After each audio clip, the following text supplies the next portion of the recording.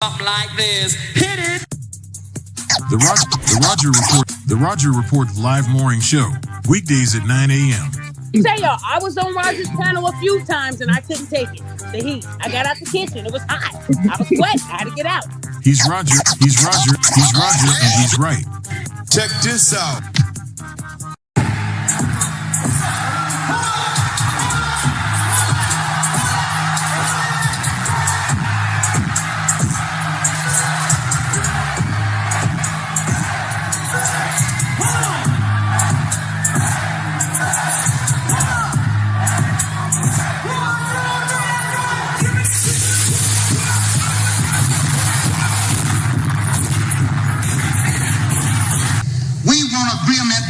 We can live or die. You choose. I have spoken to you a lot of times in hatred and anger, and you have not heard me. Well, you had better hear me today. If you won't listen to me when I make an appeal for the Negroes because you have no concern for the Negroes, listen to me when I make an appeal for America. You claim you love America. Well, we love America. But you are driving us back and you are making a Samson out of us, and we are going to pull down the pillars. And then you think we have no right to ask for something? Is it too much to ask you to grant us human dignity? Should we be put down and shot to death for this request? If so, you can aim your guns. What the hell do you think we care about dying if you're going to deny us the right to live?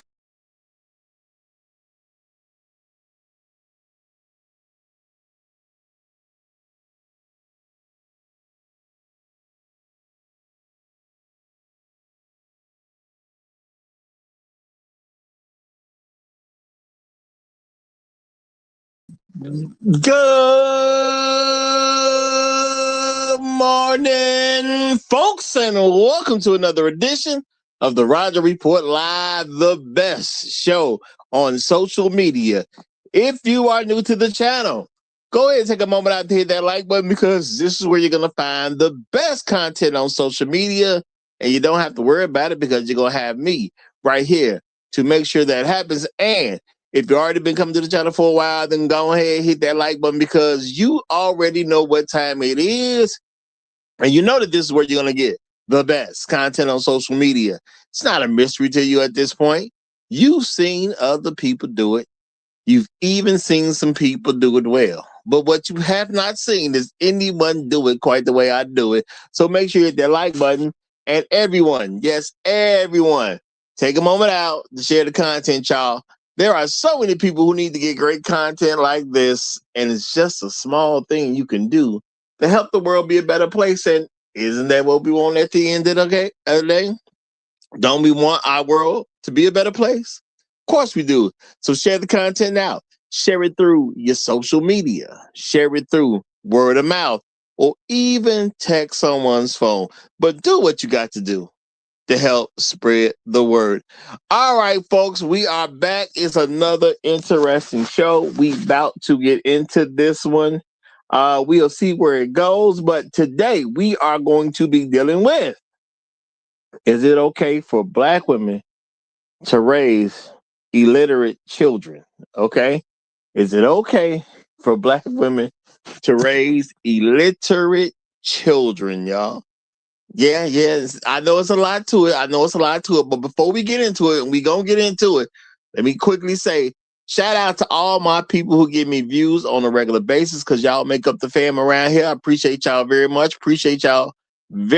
Okay. Shout out to all the people who hype me up every chance they get. You know, it's great that y'all save some heights for me. That's a fantastic thing. It's the right thing to do, y'all. It's the right thing to do. All right. That's real talk.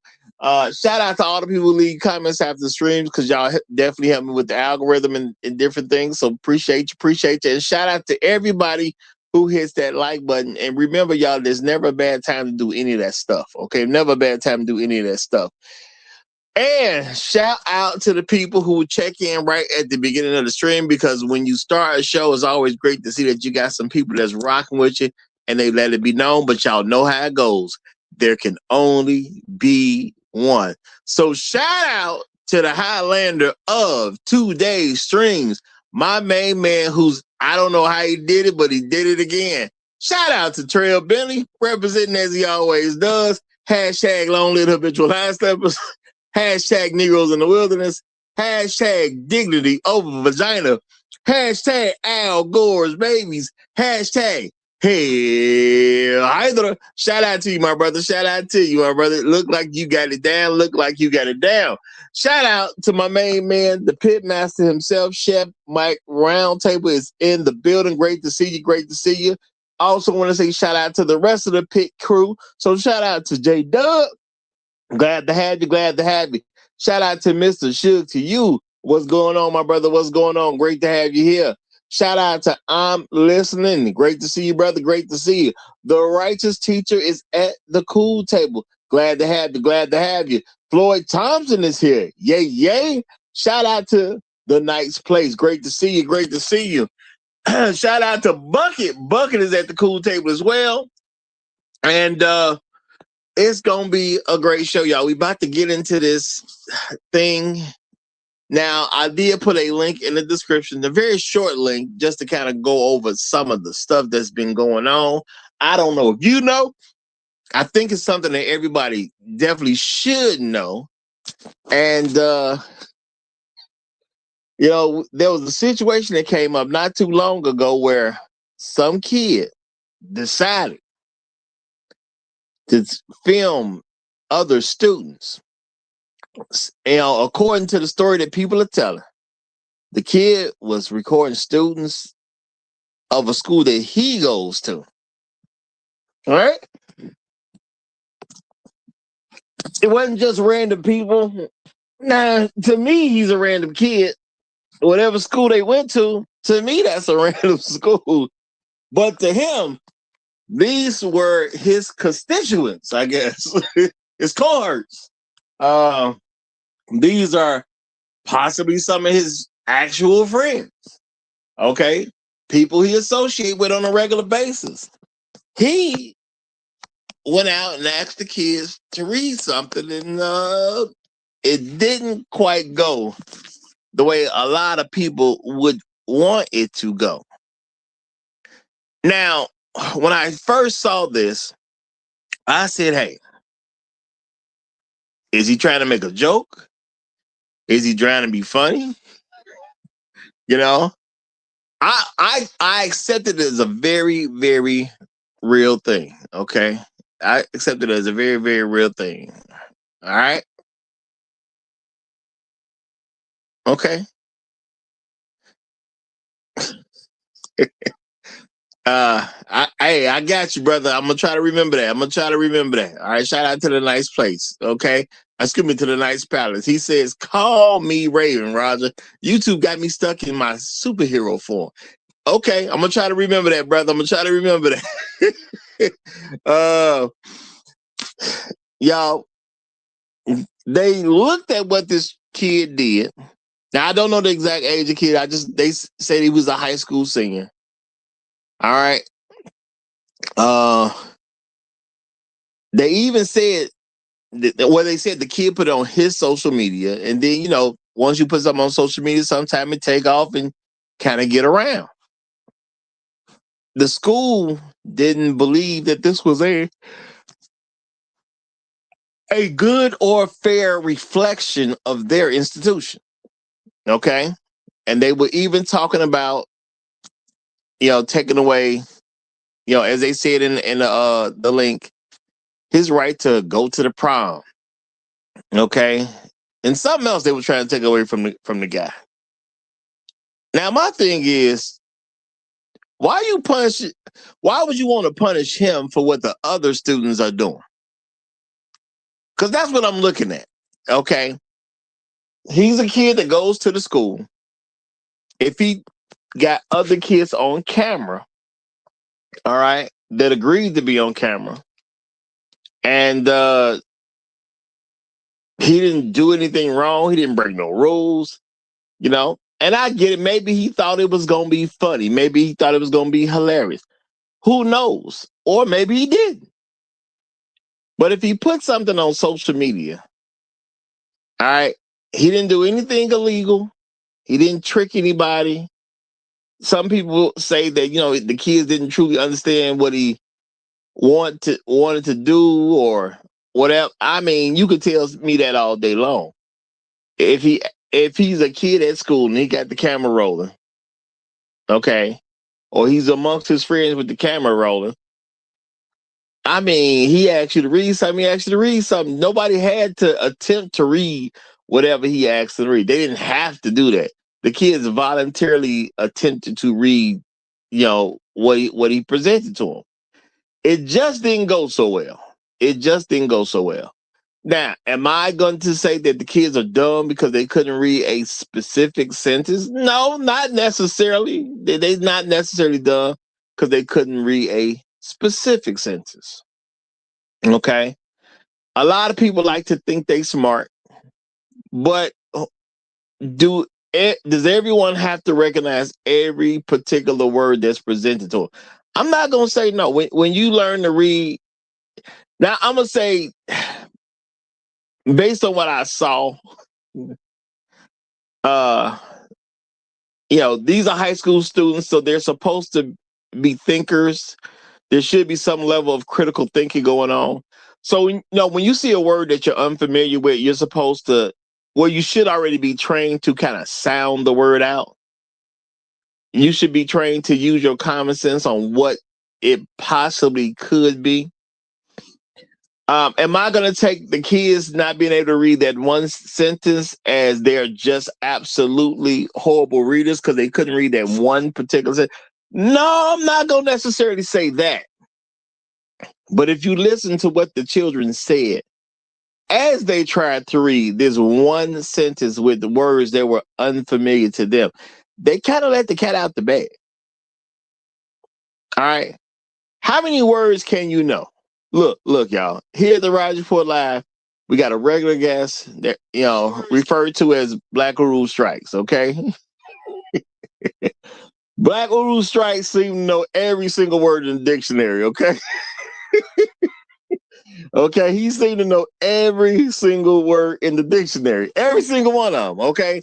We ain't came across nothing that man ain't recognized yet, all right?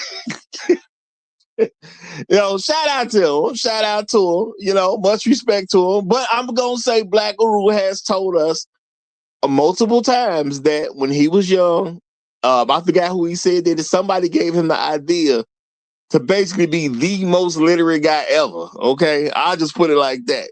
Somebody gave him the idea to be the most literate man walking the planet. Okay.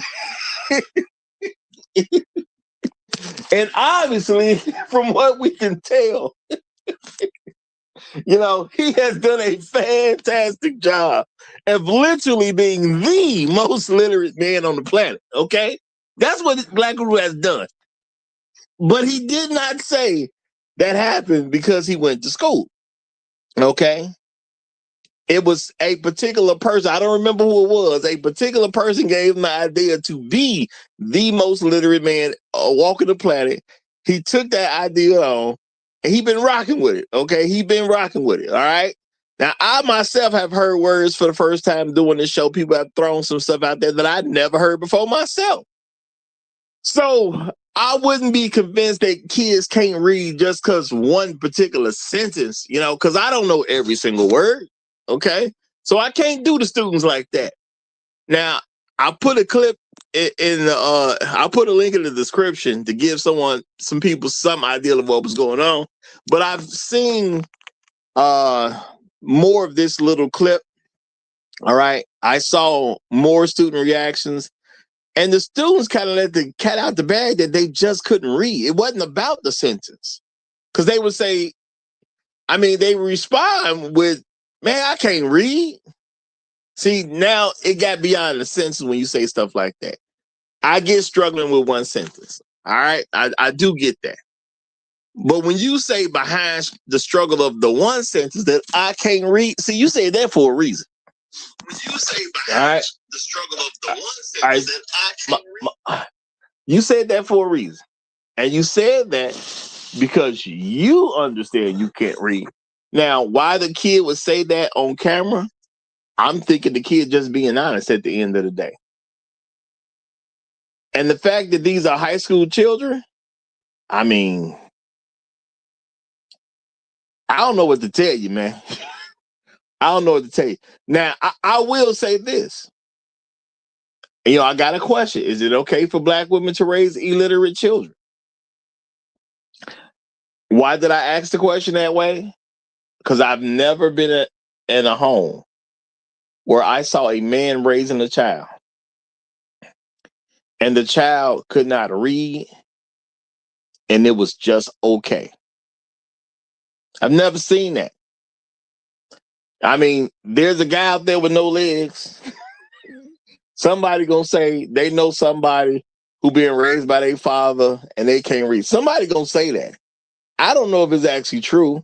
I'm just gonna consider, okay, that's just like you claiming a guy, you know, this guy with no legs. Okay, they're just not out there like that. I'm not gonna say it's impossible, but do I believe you even making that claim? No, I don't even believe you. Okay, the real talk, I don't even believe. One thing I do know, when it comes to a black father, what you're not gonna do is be comfortable in his home while you cannot read. That's what you're not gonna do. All right, that don't happen. Okay, and that's pretty much across the board. That just did not happen. You don't get to be in some black father's home and just can't read. He ain't going for that. Okay, no black father wants to be known as the parent of the dumb kid. Just not a thing amongst us as black men. Now, maybe somewhere else around the world it happens. Even though I doubt it.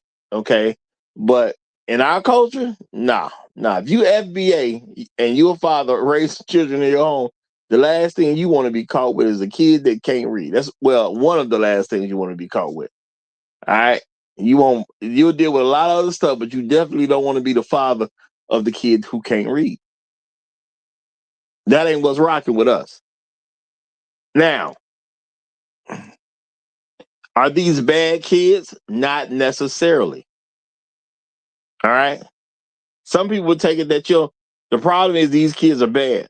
They don't listen in school. They don't do what they're supposed to. That is not necessarily the truth, y'all. If you look at information across the board, people will tell you that, hey, you know, a lot of these kids are struggling now. I'm not gonna say that ain't true. Yeah. There's information that suggests a lot of kids are struggling now. There's information that suggests if you go to school in this digital age where people are not being taught to read and write, like maybe some of us, who are Generation X or above, the way some of us were taught years and years ago ain't quite the same. You go to school, you deal with the internet more, you get on the computer more, you typing stuff out more. In exchange, kids aren't even being taught how to read cursive in most places now. That's what the word is, Word on the street is children aren't even being taught to even write cursive. And that I guess things are changing because reading may not be considered by a board of education as fundamental anymore. Now, I don't know just how much impact that No Child Left Behind thing has increased the illiteracy of the average child. But that with this new digital age and kids typing stuff up, and I recognize that if you give kids something to get on the internet while they're in school, our kids going to be tempted to look at other stuff instead of what they should be looking at according to the class they're in. Of course, they're children. They're going to be tempted to look away from schoolwork. You just gave them a tablet or a computer or something to gain internet access with. Yeah, you're trying to teach them, but is that the right thing to do? Well, I'm going to say, according to the data right now, it's not clearly the right thing to do. Just not. Okay? If you give a child a book the child can only do so much. Now, if you give the child an internet, he just got a lot more options of what he could actually be looking at. All right, there's just a lot more options of what you look. If you're looking at a book, I mean, them pages ain't gonna change. But I get it. Some people may argue we don't want to use books anymore. We want to start using digital products because when it comes down to it, we'll save money down the line. It'd be better for us as the teachers. It'd be better for the budget. People can make those type of arguments. And I'm not saying that it's crazy to make an argument like that, but if the results are showing a decline of people being able to read. Now, reading is supposed to be fundamental. Let me just get that out the way. Reading is supposed to be fundamental. It's one of the main things you're supposed to learn while you're in school. Reading and comprehension are supposed to be at the top of the list of things you learn in school. All right? And if kids can't read, is the school doing a good job? Now, I don't think a school's doing that great of a job if the kids can't read. Like, to me, that's not proof of great schooling, okay? It's just not proof. You know, I'm glad I don't have a kid that's involved in this type of nonsense. But I'm also keep it real with y'all. If I had a child that was in school and I found out my child can't read above, proficiency level, that's going to be a problem for me. And that's just real talk. And I'm going to say, as parents, aren't we supposed to want better for our kids than we have for ourselves? So if you are a child and you struggle to read yourself, wouldn't that be one of the areas you want to attack to help your kid out? Now, I ain't a rocket scientist, but I would think that if you struggle in school yourself as a child, if you know you're not as proficient as you should be, if you know that you didn't have it together the way you could have, if you have a child, wouldn't you want to change that for your child? That makes sense to me. A person wants their child to outshine them. Okay, well, I mean, that's how Black fathers do. I just say that. Okay, now what other people do, hey, I think a lot of y'all should kind of follow us on that one. But a Black father is going to want his child to be able to shine. So with the desire of wanting your own child to be able to shine in these situations, even if you couldn't read yourself, wouldn't you try to especially do something to make sure your kid can read? Maybe you get your kid a tutor. Maybe you start working with your kid on reading things good and early. Because even if you can't read that well as an adult, to a child, you spectacular. Now, the thing is, it was interesting information given in this clip where they said about 46% of children from a collective standpoint can read at a proficient level. 46%. So that's not even half. Now I'm going to say, yeah, that means the school system is doing a terrible job. If you can't get half the kids to read at a proficient level, that turns into an institutional problem.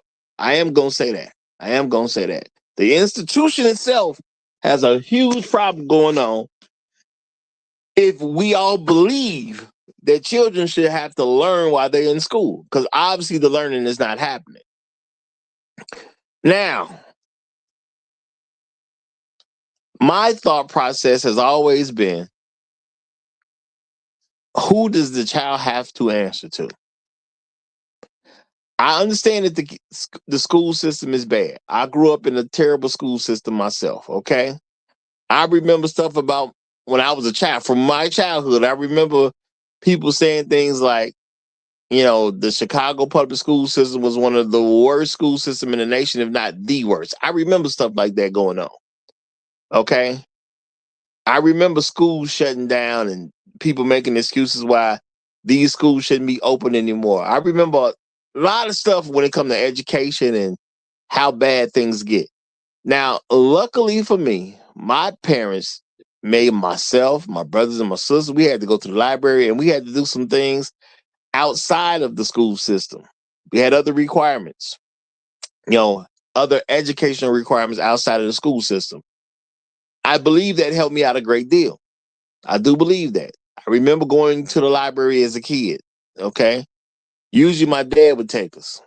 I remember that, all right?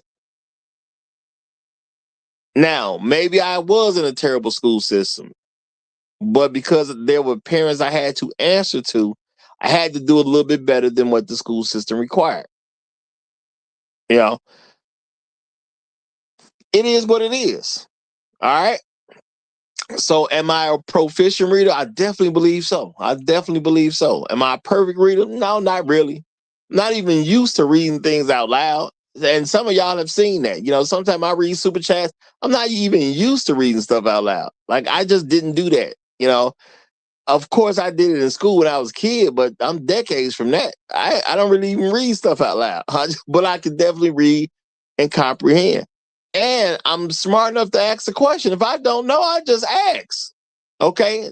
I don't have the shame that other people may have because they don't know a particular thing. If I don't know something, I just ask.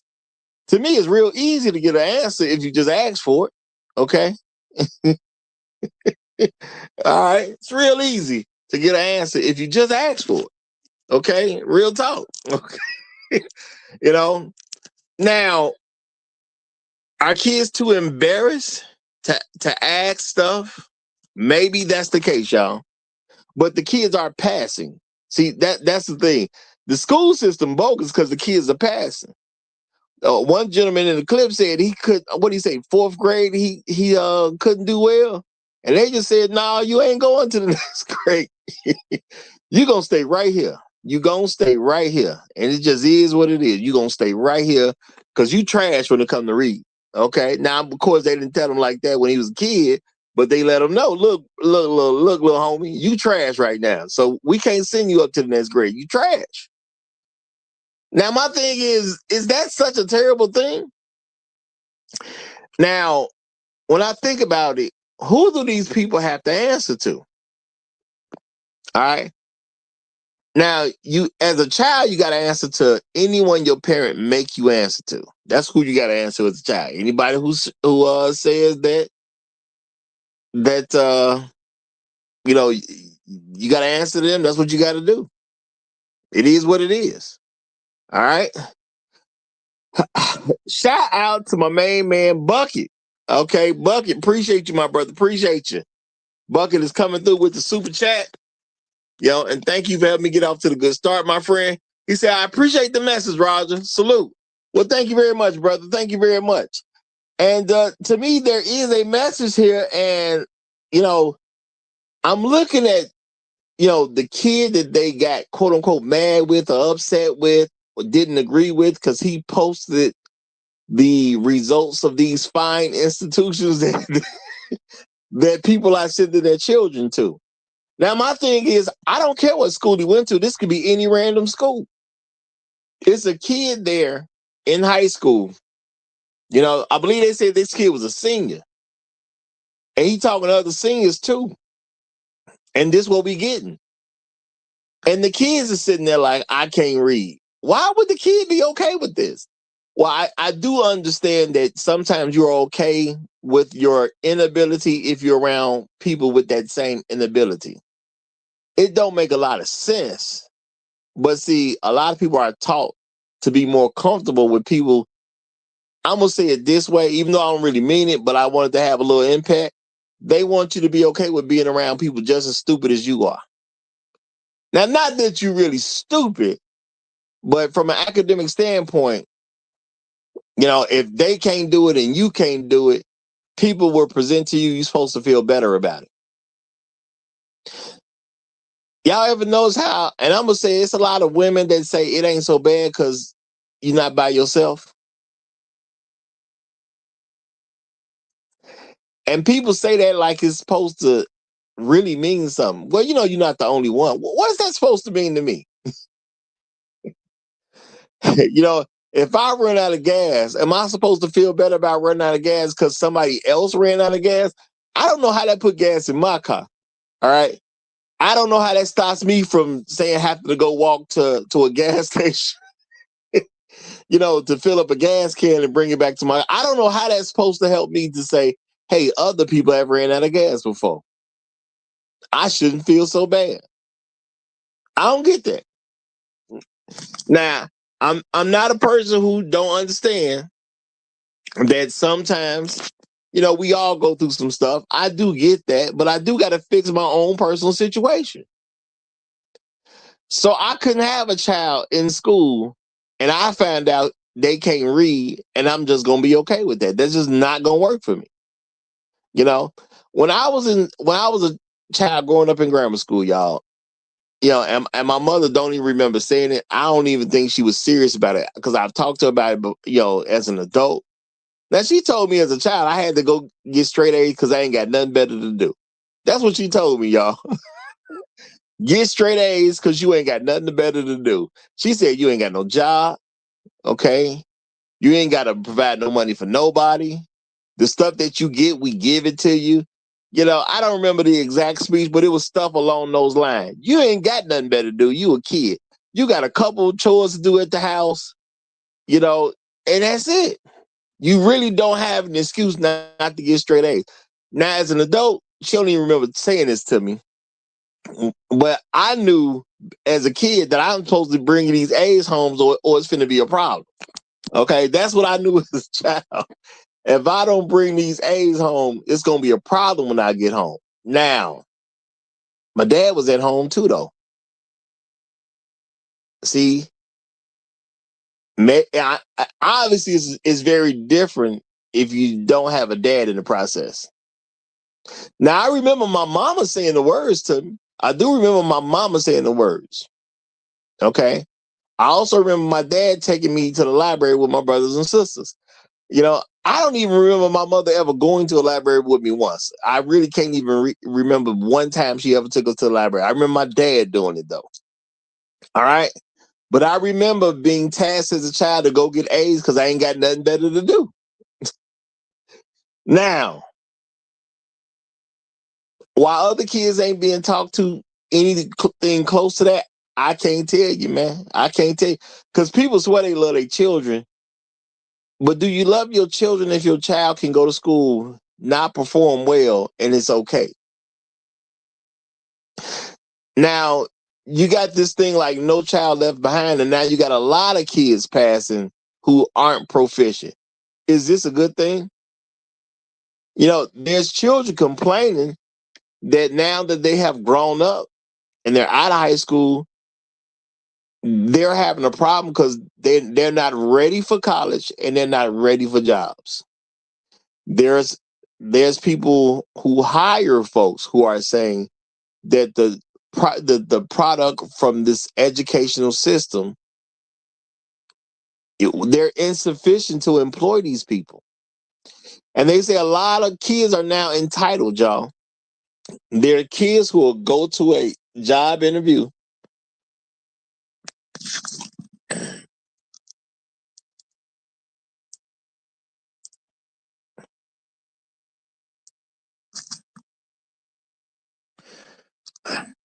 All right, sorry about that, y'all. I thought I knocked myself off for a second. I think I'm still good. All right. There's folks who hire who say people will come in for a job interview with these fantastic expectations without a background to get these fantastic expectations, meaning that people will go looking to get hired for, 6-figure jobs or above, no college, no anything, no trade school, no nothing. They just coming out of high school, man. I appreciate the opportunity, but this job needs to pay more if I'm gonna take it. What makes you different than everybody else? Nothing. I ain't got nothing different than everybody else. So there's people who saying the kids ain't ready to take over, y'all. There's even information that suggests that the things that we are good in as adults, they're saying that we're now going to deal with generations of people who can't do the stuff that we can do. Now, see, as things moved on, people were supposed to be able to do more than what the last generation can do. They're saying we about to really have the first generation of people out here that can do less than their predecessors. I don't know how this is going to be fun, y'all. You know, unless you die, you're going to get older. Do I want to live in the world? Do I want to be 100 years old? Okay. And I do want to actually make it to 100. Okay. Okay. Let's say you're 85 years old, right? Okay. You are what you are right now. But at some point, if you don't die, you're going to end up being an 85-year-old. We're going to be dependent upon some of these young folks to take over stuff. Okay. We're going to be dependent upon them to be proficient in different things. Now, if kids are growing up and you literally got people going into the job market having fantastic expectations about what they're supposed to do, okay, how is that going to help us later? Now, shout out to Mark Bryant. He say, don't need them. AI. AI is good, I guess. AI is going to be cool, I guess. AI will be used, but AI, is it going to take over? Now, do we need it to take over? If I'm 85, now I don't even know if you mean this as a joke or not. You know what I'm saying? You may be dead serious. You could be possibly dead serious. They don't need them. AI. Man, when you're 85, do we want AI doing everything for us? If you can't get around like you need to get around, well, I guess they're going to send the robot in. You used to get a nurse or something, or a physical therapist or something. We gonna send an actual android in there, to take care of things. Okay. Shout out to the RX. Now he say, I do too. I'm praying for at least 100. Yeah, I'm trying to definitely get 100. Okay, that's what I'm trying to do. I'm definitely trying to get 100. I know they say the average age of a black man is about 69 years old. I'm trying to get way past that average. Real talk, y'all. I'm trying to get way past that average. So I don't have kids myself, but I do have some concern about who's going to be left behind. If I get to the point where I'm old and I actually need these people help, okay, if I get to a point where I need them to kind of chip in, I want them to be proficient in the things that they need to chip in to do. But the thing is, as a society, do we care anymore? Because, look, I know a lot of times people will come here and say, hey, you shouldn't single black women out. I know they sound like they smoking crack. I get it. They sound like they smoking crack. You shouldn't single out black women. I don't know why you want me to talk to everybody else women. Okay, let everybody else deal with their own one. All right, but if you look at a school system and they're saying that it's getting so bad that only 46% of the children can even read proficiently, and that's bad to me. Okay, anytime you're doing something, if the majority of the children can't read, to me, that's an institutional problem. Now, you got to have power to fix an institutional problem. And I do get that, and I understand that. And I'm not going to blame the sisters for the institutional problem. I only blame sisters for their actual problem, which is their kid that answers to them. A lot of sisters want to raise the kids, and they don't want the fathers to raise the kid when they're black. If you have a child that answers to you and your child cannot read proficiently, you are the problem. Now, I get people will say, well, no, it's the school. No. At the end of the day, the child answers to you. Let's keep that real, y'all. At the end of the day, whoever that child got to go home to, that's who that child answers to. And they must do something satisfactory to the people that they answer to at home. All right. Now, again, y'all, they say, I remember them saying stuff about the Chicago public school system was a terrible, terrible system when I was a kid. But I had to answer to more than them. I had to go home and answer my parents. My father wasn't trying to hear nothing about his kids can't read. I'm gonna just keep it real with y'all. My father wasn't trying to hear none of that. You know, I don't even remember my father being super involved with like the day-to-day educational stuff. What I do remember is if you come home and you got to tell your dad that you ain't doing what you're supposed to in school, that was about to be a huge problem. I do remember that. I definitely remember that. I wasn't trying to have that discussion. Real talk, y'all. Real talk. I was not trying to have that discussion. All right. Shout out to Inspired Truth Broadcast. He says, you want a perfect score in life? Well, you know what? Some people don't look at it that way, you know, but I think that's a great way for people to look at it, and people should kind of teach their kids that, you know, it's about, do you want a good score? Okay. Now perfect score in life, you know, it's possible, I guess, but you should at least want a good score in life because you got to live your life. And I will, you know, always give my parents some level of respect because they did teach us we have to live with our decisions. They made that good and plain. Okay. It's one thing to make a decision. It's another thing to realize you must live with the result of your decision. You know, and once you understand you must live with the result of your decision, you know, you start making decisions a little bit differently. And that's real talk. You make them a little bit differently. All right. And shout out to Afro Merchant. Thank you very much, my brother. He said the future adults are going to give you the wrong medication.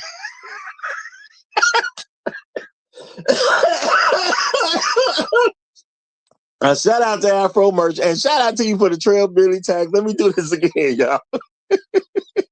He said the future adults are going to give you the wrong medication because they can't read. Oh, Rogers medicine, not Rogers. But he put Roger with a D in it. And there is no D in my name, y'all. There is no D in my name. And hashtag long live Negroes in the wilderness. Hashtag long live habitual line steppers. You know, Afro Merchant, that's hilarious, but it's also scary at the same time. That's very scary at the same time. Real talk. Somebody gonna be the nurse. I ain't gonna say it's gonna happen to me personally, but at some point, somebody will be in a nursing home. I guess some of these kids will eventually be nurses and CNAs, you know, or maybe their future children, which may be at a less proficiency level than they are they going to be able to even decipher, you know, this Roger from that Roger? Okay. Are they going to understand that? Are they going to understand the difference in medicines, y'all? Are they going to kill people because they're giving people the wrong stuff? I think that's a future we've kind of headed for. Real talk. And shout out to Afro Merch. He said, I'm barely joking. Hey, brother, I'm barely not taking it as a joke because that's a real thing. There's going to be kids out there in charge, and it's going to be some arrogant people, and they're going to be arrogant and wrong at the same time, and they're going to be telling other people to do the wrong, dumb stuff. And people going to be, I don't know, because critical thinking ain't what it used to be. Are people going to even argue not to do the wrong thing their boss told them to do, or they going to go kill somebody and be like, my boss told me to do it? Okay. I ain't mean to kill him. My boss told me to give him this dough. I ain't mean to kill him. Okay.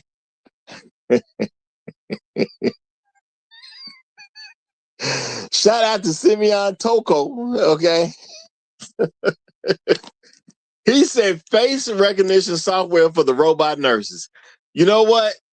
You know, I hope it's going to end up being that easy. But at some point in time, folks going to have to program all this stuff. Will we ever get past human error? I just don't know, y'all. I just don't know if we're going to be able to get past human error. You know, I'm going to hope for the best, though. I am going to hope for the best. I'm going to say that. Okay, I'm definitely going to hope for the best. All right. Now, at the end of the day, though, if I was a parent, I kind of want my kids to be able to read. I'm just going to say it straight up. I'm gonna want my kids to be able to read. I don't know about y'all, but it just don't sound like a good thing to me if I got kids and my kids can't read. It just don't sound cool. You know, where's the cool factor in having the dumb kid? You know, sometimes people do stuff to be cool. Okay, man, I'm finna wear this jacket because it's gonna help make me cooler. I'm finna put these shoes on because it's gonna help me be a little bit cooler. You know, I'm gonna do this particular thing because people gonna see me as cooler. Is it cool to have dumb kids, y'all? Okay, you tell me. Is it cool to have dumb kids? All right, because if we believe that it's okay for Black women to raise children that are illiterate, we are also saying that it's cool to have dumb children, because that's how society gonna look at them. All right. A lot of folks gonna look at them, and no matter what you do for them, they're gonna be seen as a nigga to some people. All right. So you got this nigga kid based on how society looks at him. Now your nigga kid can't read. Are you okay with this? Are you comfortable? Now I'm gonna say this, y'all. If 46% of kids can read proficiently, that means a lot of people are somewhat comfortable with their children being regarded as dummies. Because, you know, I can count a little bit. Y'all. Because and I know enough to know if 46 can, you saying 54 can't. If 46% can do it, 54% can't do it. Now, I do know if you say 54%, that's bigger than 50. 50 is half. So we got more than half the population somewhat comfortable with having a dumb child. Now, I'm not trying to say nothing or crap on anybody for having a quote-unquote dumb child. I'm just saying this is how people gonna look at it, y'all. When you got a kid that can't read, people say your kid is dumb. What is going on that we got people cool with having dumb kids? All right. Now, I know a lot of people say, see, y'all blame too much stuff on single mothers. Okay, if a child is being raised by a single mother, who am I supposed to blame? Let's take any random kid that can't read, for example. Okay, the kid can't read. The kid is in school. He's passing classes because we ain't leaving no dummies behind, right? Ain't that what the policy is? We're not leaving any dummies behind. So your child is growing up, steady going in one grade, getting to the next grade. Child can't read. What am I supposed to think about this when you got a kid that made it to high school that can't read? You know, I seen a woman say she teaching high school and the kids can't read at third grade level. Should a teacher ever say that? You know, every year we get new kids in, one or two of them can read, maybe three at a proficient level, and the rest of them is reading like third graders. And this is a high school teacher. You know, I saw a teacher say she deals with like 151 students. So I'm thinking, okay, you're a high school teacher. You know, kids switch classes and things. You get 151 students throughout your school year. And she was saying like 3 of them can read proficiently. Is that cool? And y'all, I don't know how you would separate it because I'm thinking, you know, who do you blame? If you have a child that's in high school and the child can't read at 6th grade level. Okay, let's give them 6th grade level. The child can read at the 6th grade level, but now the child is in high school. Child is a freshman or 9th grade to some folks, depending upon how you see it. Your child is in 9th grade, but read at a 6th grade level. How do you pass any classes if you can only read like a 6th grader, but you in 9th grade? And whose fault is it at this particular point that the kid is still this kid still can't read because he read like a sixth grader, but he in the ninth grade. So I would assume they're gonna struggle with work automatically just because you reading at the sixth grade level and you doing ninth grade work. How do you? Who do we even blame at this point? Okay, do I fire the ninth grade teacher for for sending the child to the 10th grade, but can only read at the level of a sixth grader? Do I fire the 7th grade teacher? Like who's supposed to get fired, y'all? Who's supposed to get fired? Now I know for a lot of folks this would be an interesting decision to kind of figure out what's supposed to happen to who. Now me, y'all, I won't say I may not be as smart as other folk. In context, y'all, in context. I may not be able to figure things out the way y'all can figure some stuff out. So for me, I found out a kid he can only read up to sixth grade literacy. I'm starting to think everybody beyond the sixth grade needs to get fired. That's what I'm starting to think. If you the 7th grade teacher, I got to let you go. Because the kid can only read up to 6th grade level. But you pass him to the 8th grade class. Well, what about the No Child Left Behind? See, I don't even understand that No Child Left. I don't even understand the sentiment of a No Child Left Behind. It never made sense to me. That's all I'm gonna say, y'all. It never made sense to me. Now I think I can read pretty well, but it just never made sense to me. Real talk.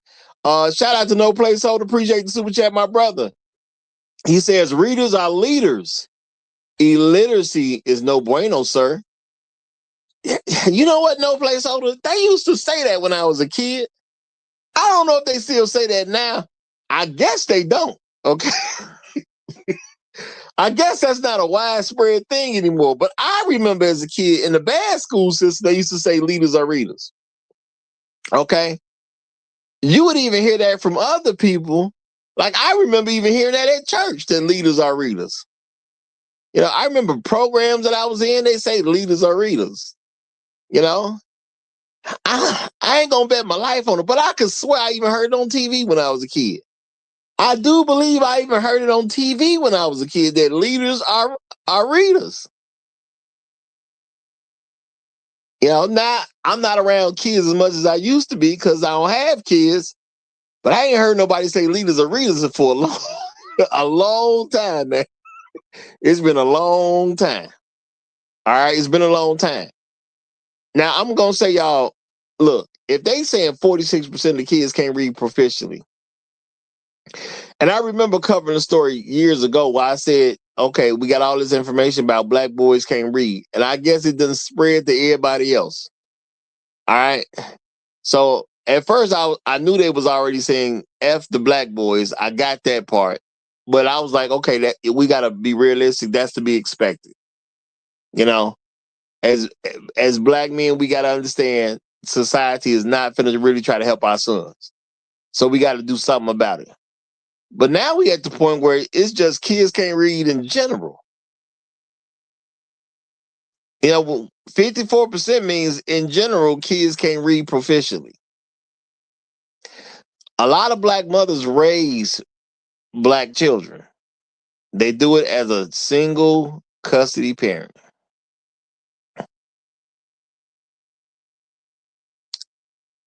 I mean, what is a man supposed to do with a woman who cool with her kids not being able to read? I mean, there's a lot of single mothers who think they should get more attention than what they do. If you give a single mother some attention, let's think about this, y'all. Realistically, you a man, you decide to give a single mother a chance, right? Everything's going good. Okay, she looks nice. I mean, you gonna date her, so she's up to snuff. Whatever your requirements are, she's up to snuff.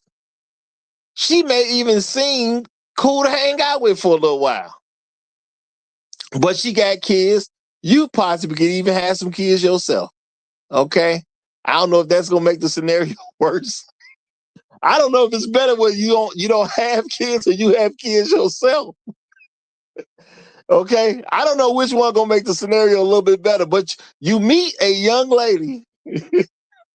Y'all cool with each other.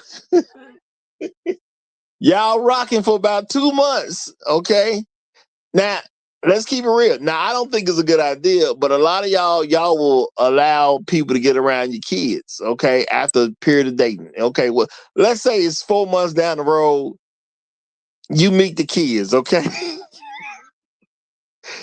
And you find out her kids can't read. All right. Whatever period of time that you think is comfortable done went past.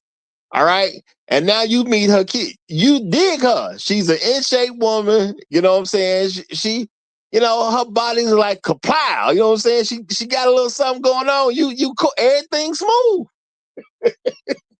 She presents herself in a pretty decent way. But then, whatever this time period is, you meet the kids. Now her kids can't read, man. You was really digging her, but now you meet her kids that can't read. What are we supposed to do with this, y'all? What are we supposed to do? I don't know. Maybe you got your own kids. Maybe you take it a little bit differently if you don't have no kids at all, and you just let this go down, and you tried to, look, whatever your situation is, you tried to give this a chance and make it work, and you come to find out her kids can't even read.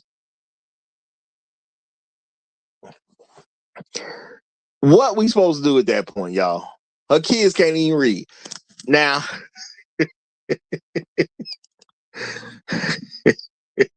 shout out to Simeon. He said, leave him.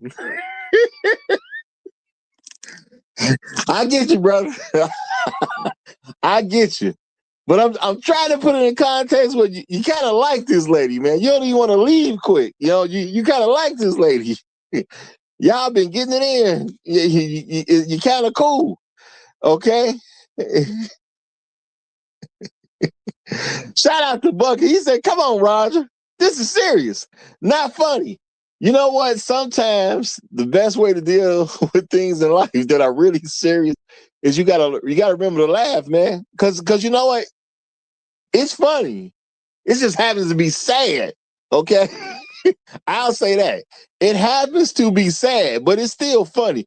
To think that you could be with a woman for, I don't know, 4 months and you dig her, she checking off a lot of these boxes that you like. You're not requiring perfection or anything like that. She good enough, and then you get around her children, and you find out these kids can't read. I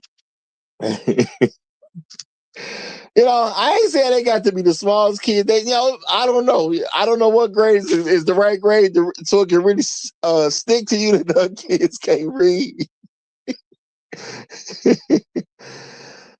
But you know what? Shout out to Bucket. Don't get mad, Bucket. Don't get mad, man. Look. It is serious. I acknowledge that it's serious as a heart attack. Okay, it's literally as serious as a heart attack. But I'm just thinking that's a real life thing now, y'all. If only 46% children can read at a proficient level, that's a real life thing now. There are men who are dealing with women, and they meeting these women, and then eventually they meet these kids, and these kids can't read. That's like a real thing. If 46% can't do it, that's a real thing, y'all. I don't even know how I would look at something like that at this particular point. Now, I ain't got no kids myself, but if I was to date a woman and now I have to deal with the fact that her kids can't even read, I don't even know what to say to something like that, man.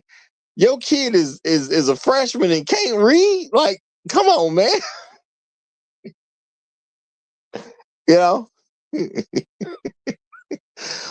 Would I leave a woman because I meet her son as a freshman and can't read? I don't know, y'all. I think I would have to consider walking out that door. I think that's going to have to be a real consideration. Yeah, man, everything was good. She fine. Now she's good in bed and all that type of stuff. Well, why you leaving, bro? But look, man, I met her son, man. I met her I'm talking about her son can't read a lick, bro. Her son can't read a lick. Yo, I can't really even see myself telling friends that I want to stay with a woman. I met her son. He a freshman. This nigga can't read at all. Okay. You know, it'll probably be even weirder because, you know, girls are supposed to be able to read. I mean, the school system is set up for girls. Now, what if I meet her daughter? Her daughter's a freshman. But she can't read. Like, how am I supposed to tell my friends the lady I'm dealing with is cool and her daughter can't read? You don't know her daughter can't. No, bro. She can't read, bro. She can't read, man. You know, they turned on the guy on the TV trying to figure out what's coming on. She couldn't read, man. I saw it. She couldn't read. Shout out to Kangaroo. Appreciate the super chat, my brother. He says, Roger, these women think if their kids get good grades, that they are literate. You know what, Kangaroo? That's a great point. That is a great point. You know, the mothers are clearly relying on the report card a little too much, okay? And I'm not saying it like you shouldn't be able to rely on a report card, but if children are only reading at 46% proficiency, we got to accept the institution is bad at that point, y'all. The institution ain't good itself. So we can't even trust the institution anymore. And I think parents need to be aware of that. Okay, we cannot trust the report card if only 46% of the children can read sufficiently. You can't trust the report cards anymore. The grades don't mean anything. Because if the child can pass and can't read, you know, and you got high school teachers talking about these children that can't read at the third grade level for the most part, we got a huge problem going on. Which means I can't trust the report card. That's what I can't do. Because the school sent me the report card. The school is on this No Child Left Behind stuff, and the school is okay with my child not being able to function properly in society. The school is very comfortable with that. So I can't trust the report card if my kids can't read. Like, okay, he can get an A in gym. Okay, maybe they are a good student when it comes to physical education. Maybe they are. But how am I supposed to trust anything else on that report card at that point? Now, you know, shout out to Kangaroo. Appreciate you, my brother. Appreciate the super chat. He says, I'm a stepdaddy. I'm a stepdaddy, ninja. I made my mom's stepson write an essay for some bad behavior. Homeboy was bad at it, man.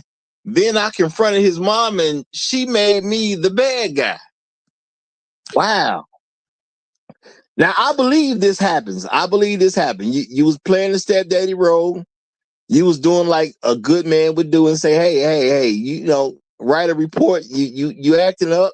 You need to write about this behavior. You need to get it together, young man. The boy respects you enough to do it, but he shows an inability to do it. So you show his mama the inability of her son to even write the essay. But rather than accept that she got a dumb kid, because, you know, that's what it's going to look like to society when your child can't read. So you the mom of a dumb kid. I guess she didn't want that stain. So you got to be the bad guy. Because if you ain't the bad guy, that's going to automatically make her the bad guy. Now, she can't have that, can she? Can she be the bad guy? Because this son got to answer to her. At the end of the day, that son got to answer to her. Ain't no brushing it off at that point. So I can see you hugely being the bad guy. I can see you being the worst piece of crap ever in that woman's eyes at that moment. And that's real talk. That's sad to say, but that's real talk, y'all. The man tried to do a good thing, get the son to write about behavior, and he can't even put the words together. Now, see, I hate to hear stuff like this, y'all, because I had to hear that stuff back in the day. I'm pretty sure y'all heard it too. Y'all know all these rap songs. I play some on the radio. You know every word. But you can't do your homework right. I heard people saying that type of stuff when I was growing up, y'all. I've heard it even as an adult when people say it to other kids. I didn't necessarily like that type of talk because, it's almost like it ain't even fair. But you really don't have a good argument for it. So now to tell me that only 54% of the kids can actually read proficiently, it just gives so much weight to people talking about, y'all know all the words of these rap songs. Hey, now remember, y'all, I tried to become a rapper, so, not that I knew it at the time, but man, it sounds horrible to me. It sounds horrible. So now you got to look back at all the people talking about, all the words of these rap songs. Like that got something to do with my schoolwork. The kids making them look right. That's all I can say. The kids are now making these people look right. All right. Now, shout out to the Great Black Reset. He says the most educated with the dumbest children. Lord have mercy, y'all. Now I'm gonna say that's the kind of blow that strikes blood right there. Shout out to the black women who profess that they are the most educated running around with quote unquote dumb children. And I'm not saying the children are actually dummies, but if you present to the world that you cannot read, they are going to call you a dummy. That's what's going to happen, y'all. We got to be real about this. When children can't read, we think they dumb. We do that as adults. We may not put it in children's faces, but we do that as adults. We see a kid that can't read, we start calling them dumb. Now, maybe we don't call them dumb to their face, but we do be calling them dumb. Y'all know it, okay? Y'all know it. Lord have mercy, y'all. Lord have mercy. Now, I'm finna turn this over to my guests. This is horrible right here, but I believe it, y'all. I believe it. Okay? Shout out to Kangaroos. He said, Roger, his mama, doctor.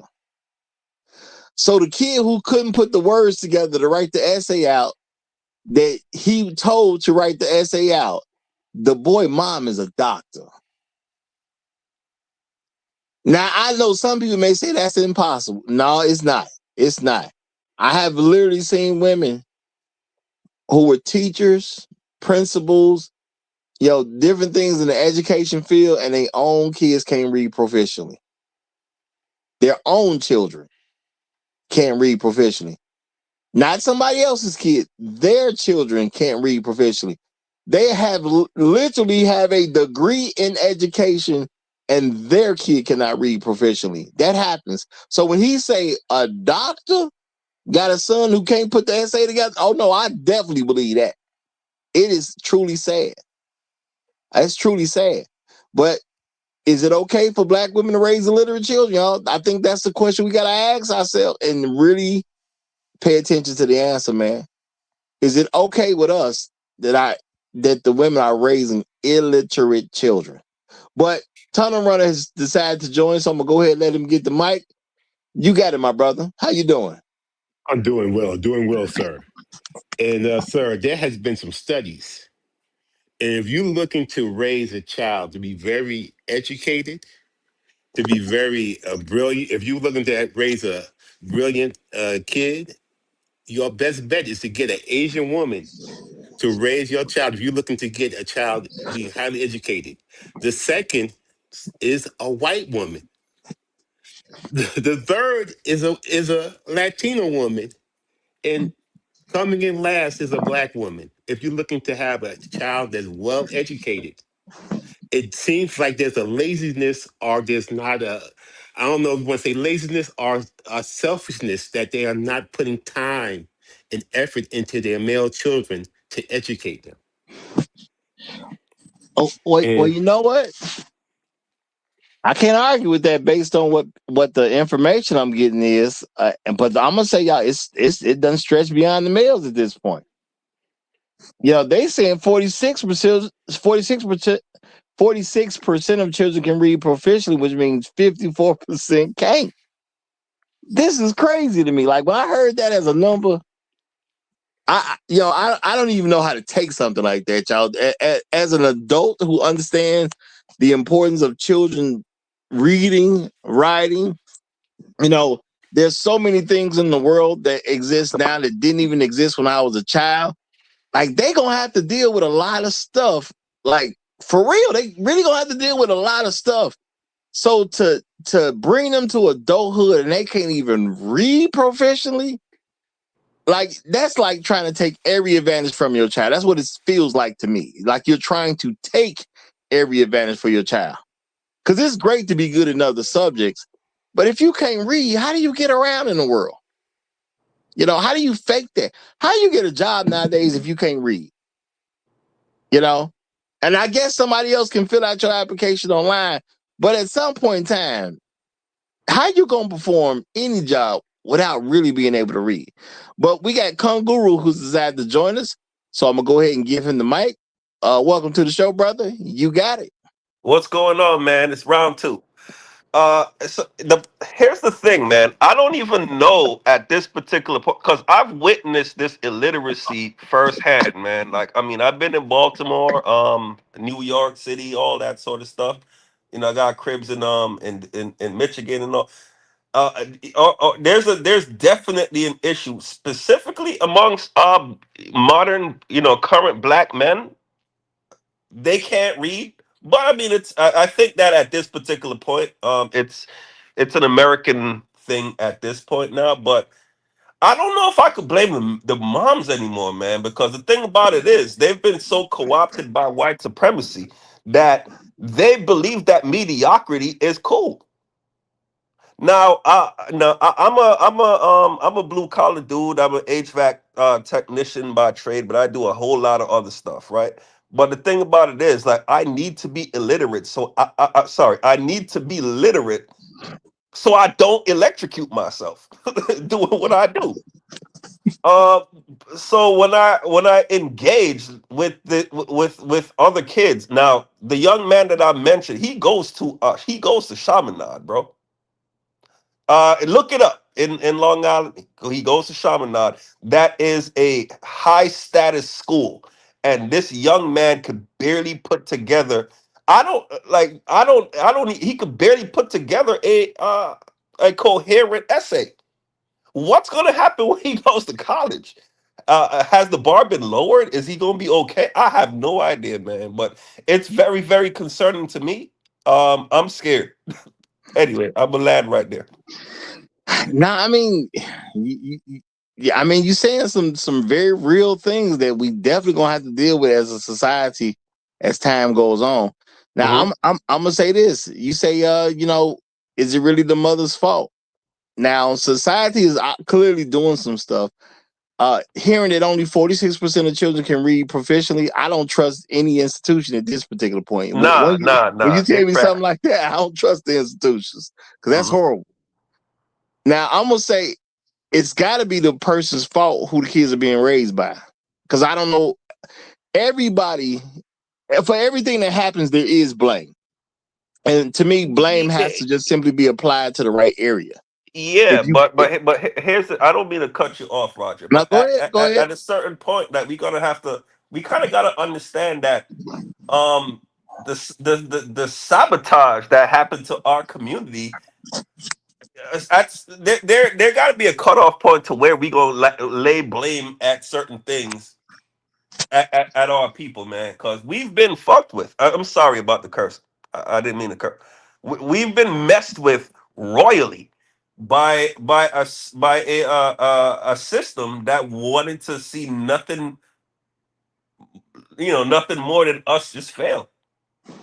So now we are met.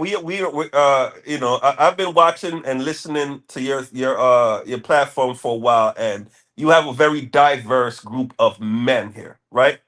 So that's why I'm confused. If the men could get it, why, if the men could understand what's going on, why can't the women? I don't know, man. I'm Well, babbling. I'm gonna say, to me, I gotta blame where change can be made. Okay. That's how I look at it. If you have a baseball team that sucks, and you used to be a Major League Baseball player, but your team sucks. Your team sucks. Okay. Okay. Yeah. To Our me, team definitely kind of does suck. Yeah. Go ahead. you went to the highest level of baseball. Teams are beating them because they're just great teams. No, your team has not been given the information that you have. You could give. So you could make your team better, give them all types of fundamentals, but you just simply refuse to give it to them. I'm looking at you as a coach at that point, and I'm gonna say this: when it comes to black women, well, first of all, let's make this clear: the institution is clearly failing. I don't even want to argue that. When you say only 46% of children, because I'm looking at less than half are at proficient level, that's an institutional failure. Just 100% institutional failure. But if your child has to answer to you, that child is being sent to something that's an instant. You are where the change could be. So I got to blame you. Who's going to make the child do better if the institution won't? A child is in a child's place now. The child can't make the institution better. The child doesn't even understand as much as of their connection to the world and how it's going to be later, how their future is going to be shaped. The parents are supposed to guide the child amongst that type of stuff. Now, I'm not saying it ain't a kid that kind of get it early in life. Every blue moon, we have a kid that kind of gets it early in life. But the children got to answer to the parents. If the parent understands that my child needs to be able to read, and the parent don't make sure that their child needs to be able to read, how do I not blame the parent? Because ain't that the reason you sent your kid to school in the first place, so your child would know how to Roger, read? let me ask you this, Roger. What do you know about carbon monoxide? I know limited information. Stuff that I've learned in school. So technically that's very limited information because it's not like I'm in a field where I'm working with carbon monoxide all the time. But I know it'll kill you. Yeah, and it's silent, and that should creep up on you, right? Absolutely. That's what the problem that we have right now when it comes to this literacy situation, man. It's a bigger problem than people want to give it credit for. And my thing is, when I hear other folks want to talk about, like when I hear brothers talk about Republican versus Democrat and all this sort of stuff, I immediately stop listening to them because I just see white people doing shit that messes with black people. Right now, I'm not gonna put my trust in a Democrat or a Republican or whatever the case. I don't even talk about none of this partisan, any of that sort of stuff. Shout out to Shark Sims. Um, I think that I think that it's bigger than what we want to. It's easy for us to talk about YNs. It's easy for us to talk about the black culture and all this sort of stuff. We have been sabotaged royally, man, to the point where only a select few of us can really see what's going on. All right. Now, I'm going to say, there's a reminder to the audience, y'all. The term YN is banned from my channel. Yeah, I understand. I just brought it up as, I don't use the term neither, bro. The only reason it's banned from my channel is because I can read. Okay. I understand what that means, and I understand I'm not going to give people permission to even call other black people niggas on the sly.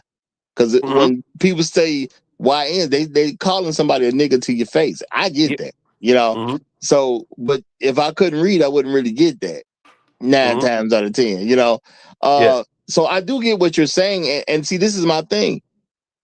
Everybody has personal power. If the institution is failing my child, what am I supposed to do with my personal power? Now, again, you're talking to a person whose dad took him to the library on a regular basis when he was a kid because, and this was said at some point when we were children, y'all. They told us the Chicago public school system is not enough. They told us that. They straight up, y'all.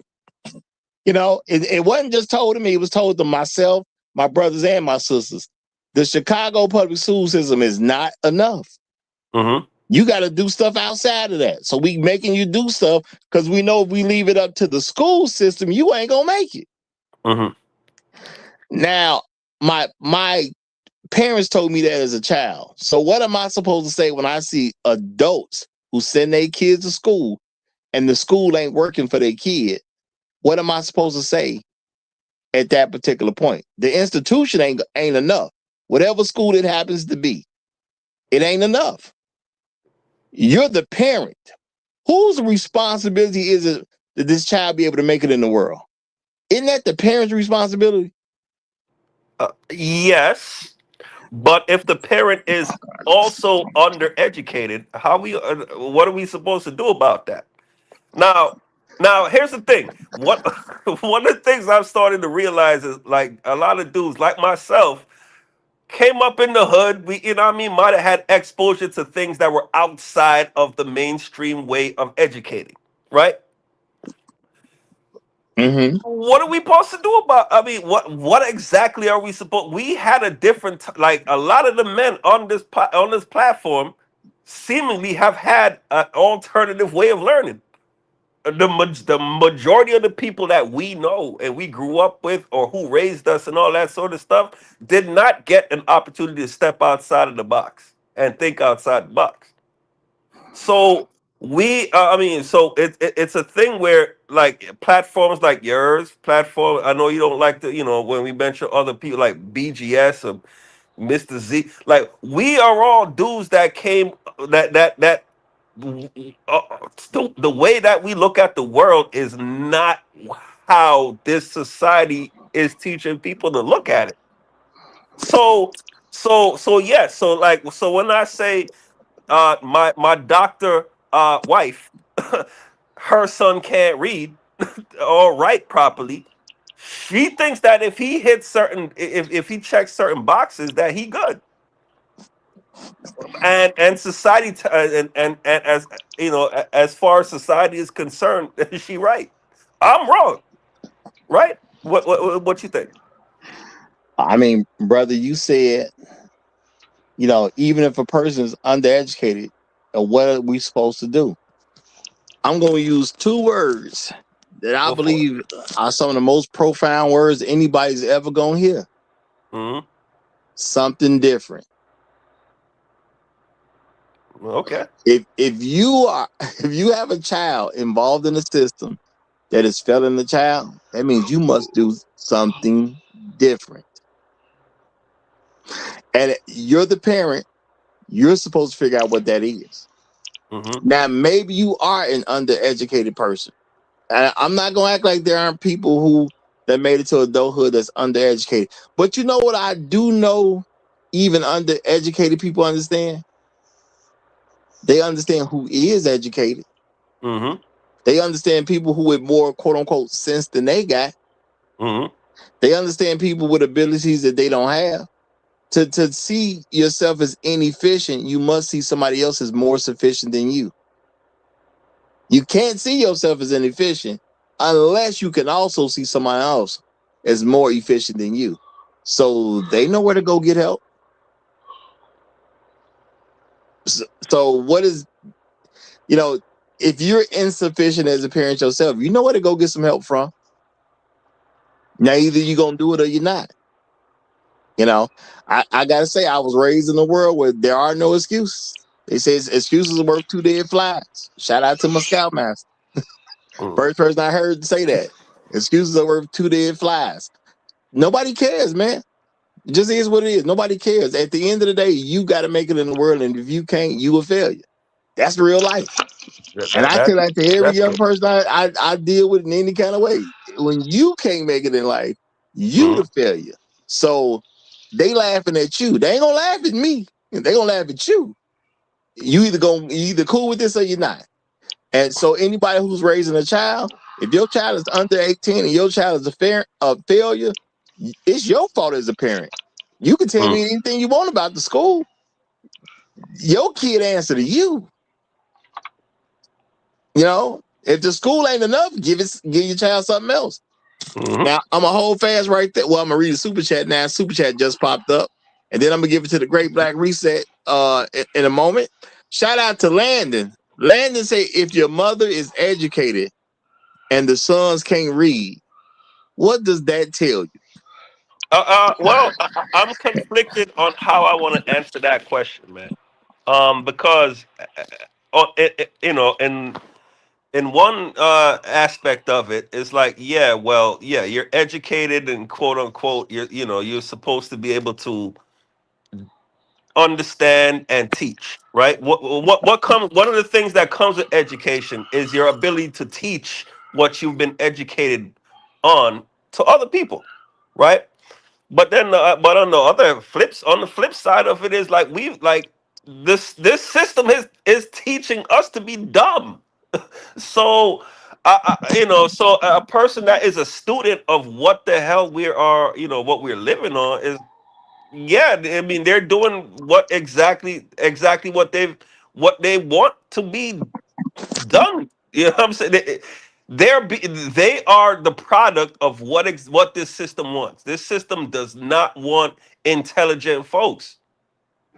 I won't argue that part at all, but the question is it okay for you to be a product of the system when you have parents?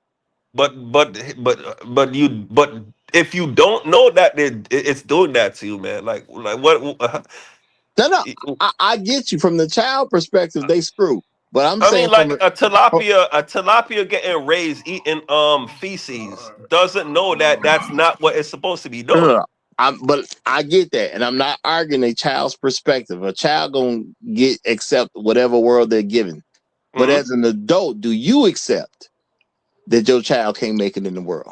Oh no, absolutely not. Absolutely not. So now, if you accept that, and your child is at an institution, and you can tell your child ain't gonna make it because of the results of what they're getting from this institution, are you supposed to be okay with that? Nah, not at all.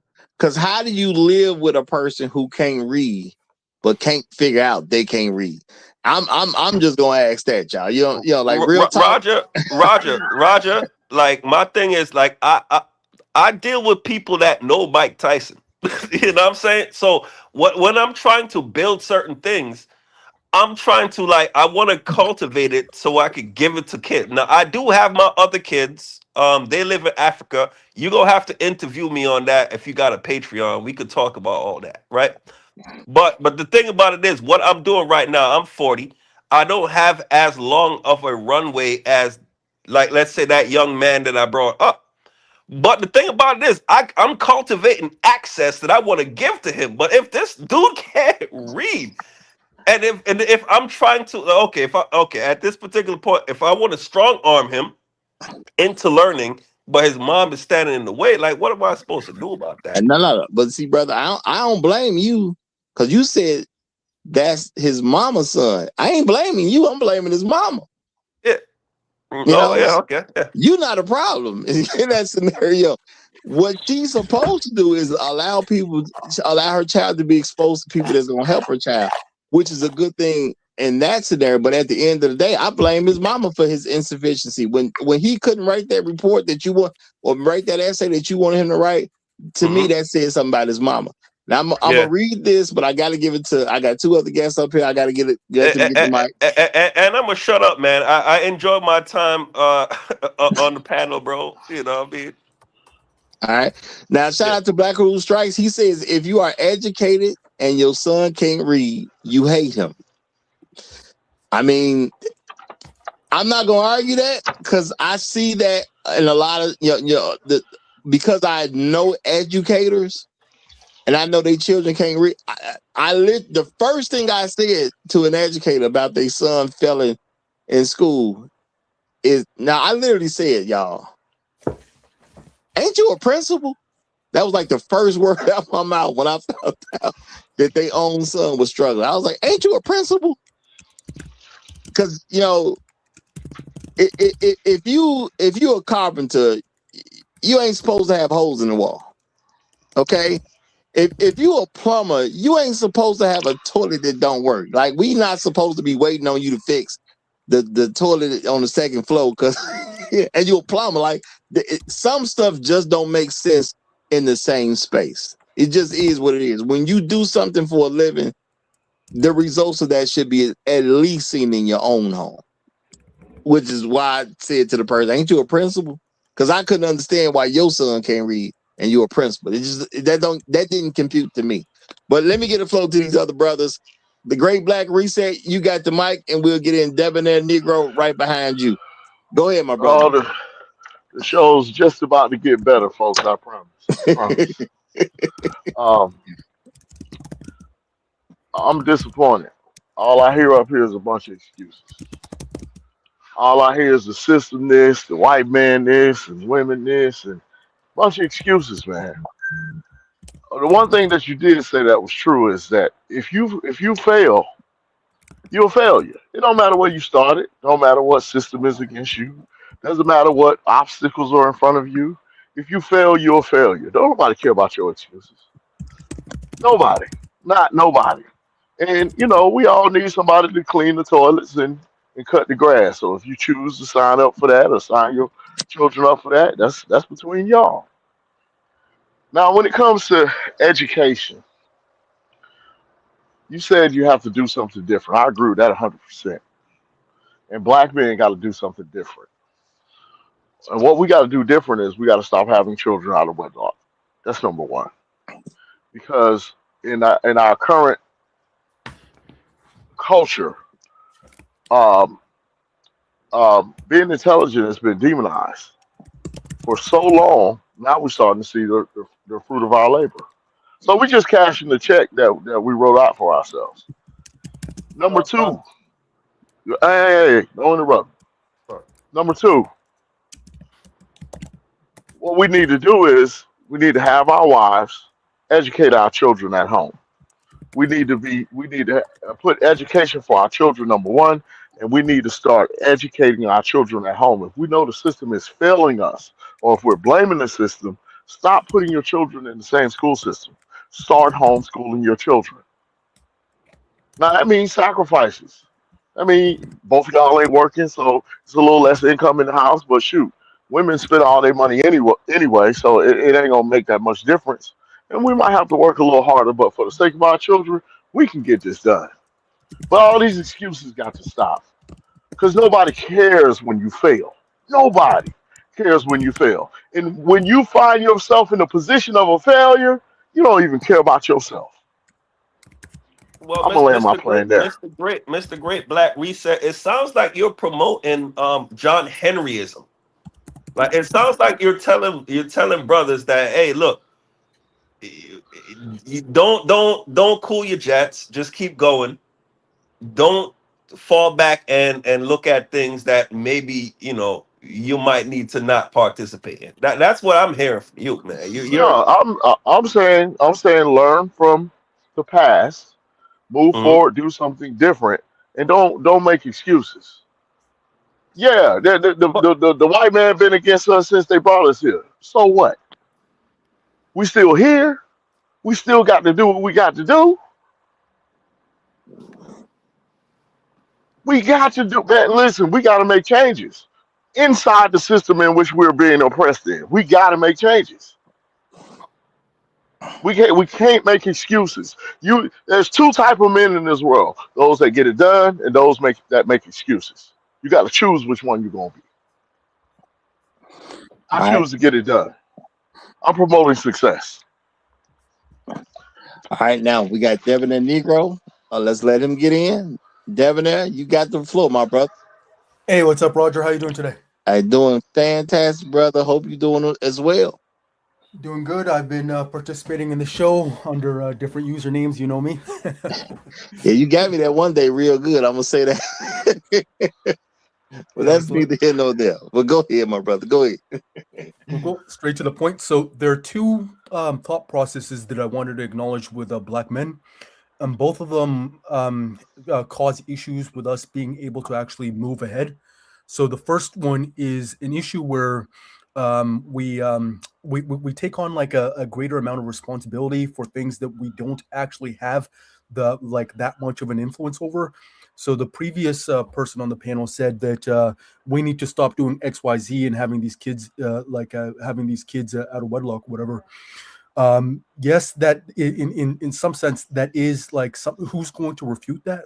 So it is there is some truth to that, but it's that's not the focal issue why we are where we are. If you have mothers that are bragging about being the most educated demographic in the country, but overwhelmingly their kids don't can't read, and specifically their boys can't read, and as well too they're very open about like not even being not prioritizing the education of the boys, you can't overcome that.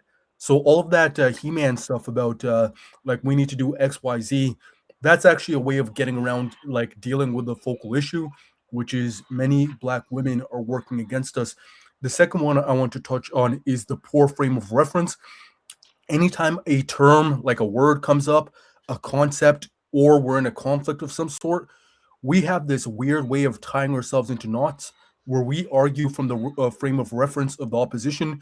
That's why a lot of the time we struggle with words because we'll say things like, well, so and so believes this. Oh, this is what they actually believe. Oh, they don't actually want to sabotage the boys. It's because of like a white supremacy that's done what X, Y, Z to the women's mind.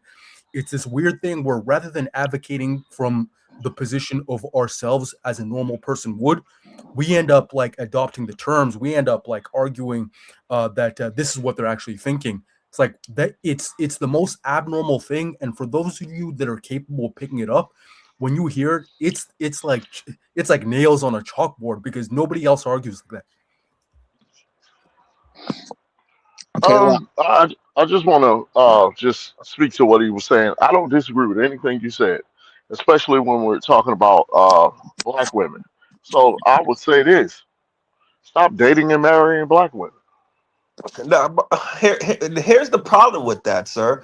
It's like, well, it's still a race war, bro. We still are going to need to like build our numbers up. Like, so you can't just say stop dating and marrying black women. And no, I'm not like a gynocrat or nothing like that. But I'm just saying, I understand that we need numbers. Okay, but see, I'm a black man. Any Me child too. born from me is gonna be considered black, no matter what woman I decide to procreate with. That's not true, bro. If you have a child with a Chinese woman and you raising that over in China, that child is considered a Chinese kid, bro. Like, so it's not true. Now, and the thing about it is, one of my issues also. I'm sorry, I don't mean to veer off of what the conversation is about, but one of my other issues is when we kind of promoting all this, me going, going over to other seas and going overseas and dealing with other types of women. Like, we're dealing with other men's patriarchies as well. Like, you really think that? Like, I've been told by niggas from other countries, like, nah, this is our country. You can't just come over here and fuck our women. Have you ever had somebody say that to you, sir? I mean, No. at the end of the day, I Never. get your point, but it's not really significant to this conversation Mhm. because look, I'm gonna say the Great Black Reset is right? Because if he has a child, we're gonna look at him as a black kid. That's America. Now you say, well, if you have a child in China by a Chinese woman, it won't be seen that way. But it'll be a whole lot of other different things going on in China because the Chinese society is not a mirror of American society. So everything is going to be different. The education system is going to be different. How, I don't think China going to let 54% of its students not be able to read properly. I don't, that's not my guess about China. You know what I'm Mhm. saying? So once you change countries, a lot of things change. So you don't have the same issues anymore. But if you're here Mhm. in this country and you have a kid and somebody find out his daddy black, they gonna consider that a black kid in just about every occasion, you know. And we're in a country where the kids can't read. Now, this is sad to say, but this is our reality now. I live in a country where kids can't read. I didn't know that till just now, Facts. Mhm. but I have to accept this as reality. And I'm gonna look some stuff up, which is probably gonna agree with what they kind of presented in this video, because I've been hearing about kids falling off when it comes to reading for years at this point. So if it's beyond 50%, the reality is we now live in a country where kids can't read, because that's a general statement. Beyond 50% qualifies for a general statement. I don't want to live in a country where kids can't read. I don't even think that's a good thing. But I know if we don't do something about it, it ain't about to change. Now, shout out to the Revelator. He says, I'm going to say it like this. You are your father's child. You know what? I Well, think that's a great sentiment right I'm there. gonna say to the Revelator, my father was a menace. When I went to his funeral, in Jamaica, I'm Jamaican. Um, the police showed up to make sure that was him in the coffin. I'm nothing like him. So, yeah, I am his kid, but what do you mean by you are your father's child? I don't really understand what that is. He mean Like, he means we your chose, imagery. I chose a way different path than my dad did. So, He he means your image. Or even You're in your phone. he's saying that when he said earlier, when Great Black Reset said earlier, if I have a child, he's going to be considered black. You are your father's child. So whatever you happen to be, that's probably what they're going to consider you. Or whatever your father happens to be, that's probably what they're going to consider you. And my thing is this. Look, I'm not saying women going to have the answers, but you in a position of control. If your child can't read and you're an adult woman, that's literally your fault. Yeah. Because you have to be comfortable with your child not being able to read. And I'm just being realistic. I don't have kids myself, but how do you live a day-to-day lifestyle in a home and you can't figure out your kid can't read? How do you do that? Roger, Because she can't read. if we're in agreement, oh, I didn't know my boy was up here. If I'll say this real quick, if we're in agreement that they're white supremacists, why would you ever expect a white supremacist to raise a child to surpass the white supremacy? That makes a whole lot of sense. And me personally, I don't have that expectation. But I think, what I'm saying needs to be definitely brought out to the table, because when it comes down to it, if we can't accept that a person who raises a child has something to do with the outcome of the child, I don't know what we're supposed to do at that point. Because now you're telling me stuff don't matter. And I think stuff matters. But let's give it over to usual business, and then we'll give it over to Bronk right behind usual business, because Bronk is about to come up. All right.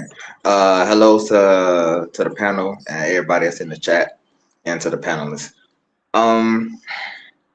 I guess when it's come to this scenario, I got just like Black Reset said, man, you dealing with white supremacists. So it behooves them necessarily to make sure that competition that they're going to be fighting against, which is you, necessarily don't thrive, so that the actual leader, the white man necessarily can actually thrive. So it's no surprise to me necessarily that that Black women actually do this necessarily, because at the end of the day, one of the most important pieces on the board on the art of war is the spy, and then actually to be specific, it is the living spy or the flip spy, because those are the ones who do the most damage. Since necessarily we the Black community, we do not have a militaristic mindset about the world. You don't actually study these things, and we don't put these things to memory for our education, for ourselves, and for our children. Because if you do not, the white supremacists will get your kid, and your kid will be out here trying to figure out how to spell rocks. I mean, literally trying to figure out how to spell the word rock. So I'm just gonna be quiet for this moment, and then finish drinking my tea and enjoying this marvelous sunny day. All right. Shout out to you, brother.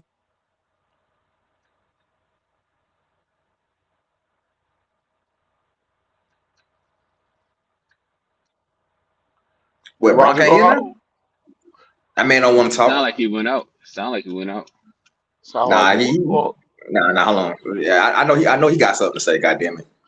oh well. Listen, Roger went out. Bronk, you here? Yeah, You ready, yeah, bro? yeah, Go yeah, ahead. yeah. Go ahead, brother. Man, I hate to come on here and agree with you, bro. But you said Shit, bro. I should be goddamn part of the system right now. you asked a great question when you asked, why would someone who is in full support of white supremacy teach Black kids to be smarter than them? Come on, bro. Paraphrasing. But that's a great question, and that kind of ties into my opening statement. black kids are disproportionately in special ed. I think about 15% of black students are in special ed, Unneededly. and what's the numbers? 1 second. So about 15 to 18% of black public school students receive special education services under the Individualized Educational Program. If you ever hear the acronym IEP, that's what that is. IEP is special ed. So if you have a kid with an IEP, which they call it these days, that's a special ed student. It says about 70% or black children make up roughly 15% of the total K through 12 population, but account for a disproportionately higher percentage, about 17% of all students with IEPs. These white people will come to the mother of your children and tell them that they believe that your child is struggling in math or in reading, and then they'll get them on an IEP. What happens when they get on the IEP? Well, the school gets money when they put your kid in an IEP program. And how much money they get depends on exactly how many hours your child is getting in that IEP. Now, IEP progress is tracked differently from general education progress, right? They essentially lower the standard for your child to pass when they have an IEP. Yeah. And so that right there, if your child, in fact, did not have a learning disability, that was not really struggling with math, but was just struggling with the way that the teacher was teaching it, They that will right develop there, one. that They right will there develop one. is what's going to Mhm. cause them to develop one. Because now they're going to have to keep up with the general population of school students. They lower the bar for them, and as long as they are what they call on track or progressing, they'll pass them on. Yeah, Another that thing, goes. Go ahead, is brother. this, and I'm gonna wrap up my opening statement. Another thing is this: it's very hard to fire these teachers who are doing this. Why? Well, because the National Education Association is the largest labor union in the United States. So it's an uphill battle trying to replace the educators. That's not going to happen. They're protected by the largest union in the United States of America. Okay. So the only way to fix this problem is to have children with the right women. I'm Absolutely, gonna let my opening statement there. absolutely. Um, well, man, this goes back to. I'm gonna go back to the white supremacy statement. If you're in full support of something, why would you intentionally raise up somebody to surpass the thing in which you're in full support of? Black But women loudly. I'm gonna say this real quick. I'm gonna hand you the mic, brother. Loudly, loudly say they're the most educated demographic. What they really mean is they're more educated than you niggas. That's what they're really saying. I'm more educated than you niggas. And if they're proud of that, and this is one of the things that they hold on to, why would you think they're going to raise their black boys to surpass that? They're never going to do that. And if we're waiting around for them to agree to do that, we're intentionally failing ourselves. It is time to get new women. But go ahead, brother. Well, before he goes ahead, shout out to the Revelator because he said this a little while ago. I don't think anybody got it. I got knocked off the stream myself. Y'all didn't read this, did y'all? I don't think y'all saw No, this. we did. No, we didn't Okay. get to it yet. It says to the gentleman, I'm agreeing with the Great Black Reset. Roger is correct in what he says trans. Probably meant what he's saying. Probably meant Roger's correct in what he's saying. I think that's probably what he meant to say. I ain't know you was that, bro. Yeah. No, stop, bro. I mean, It's spell you correct. put it right there. He said trans, bro. So I knew something wrong with Roger, bro. He First wasn't of all, tracking ain't like no that. S on it. First of all, ain't no S on it. Okay, so let's not do that.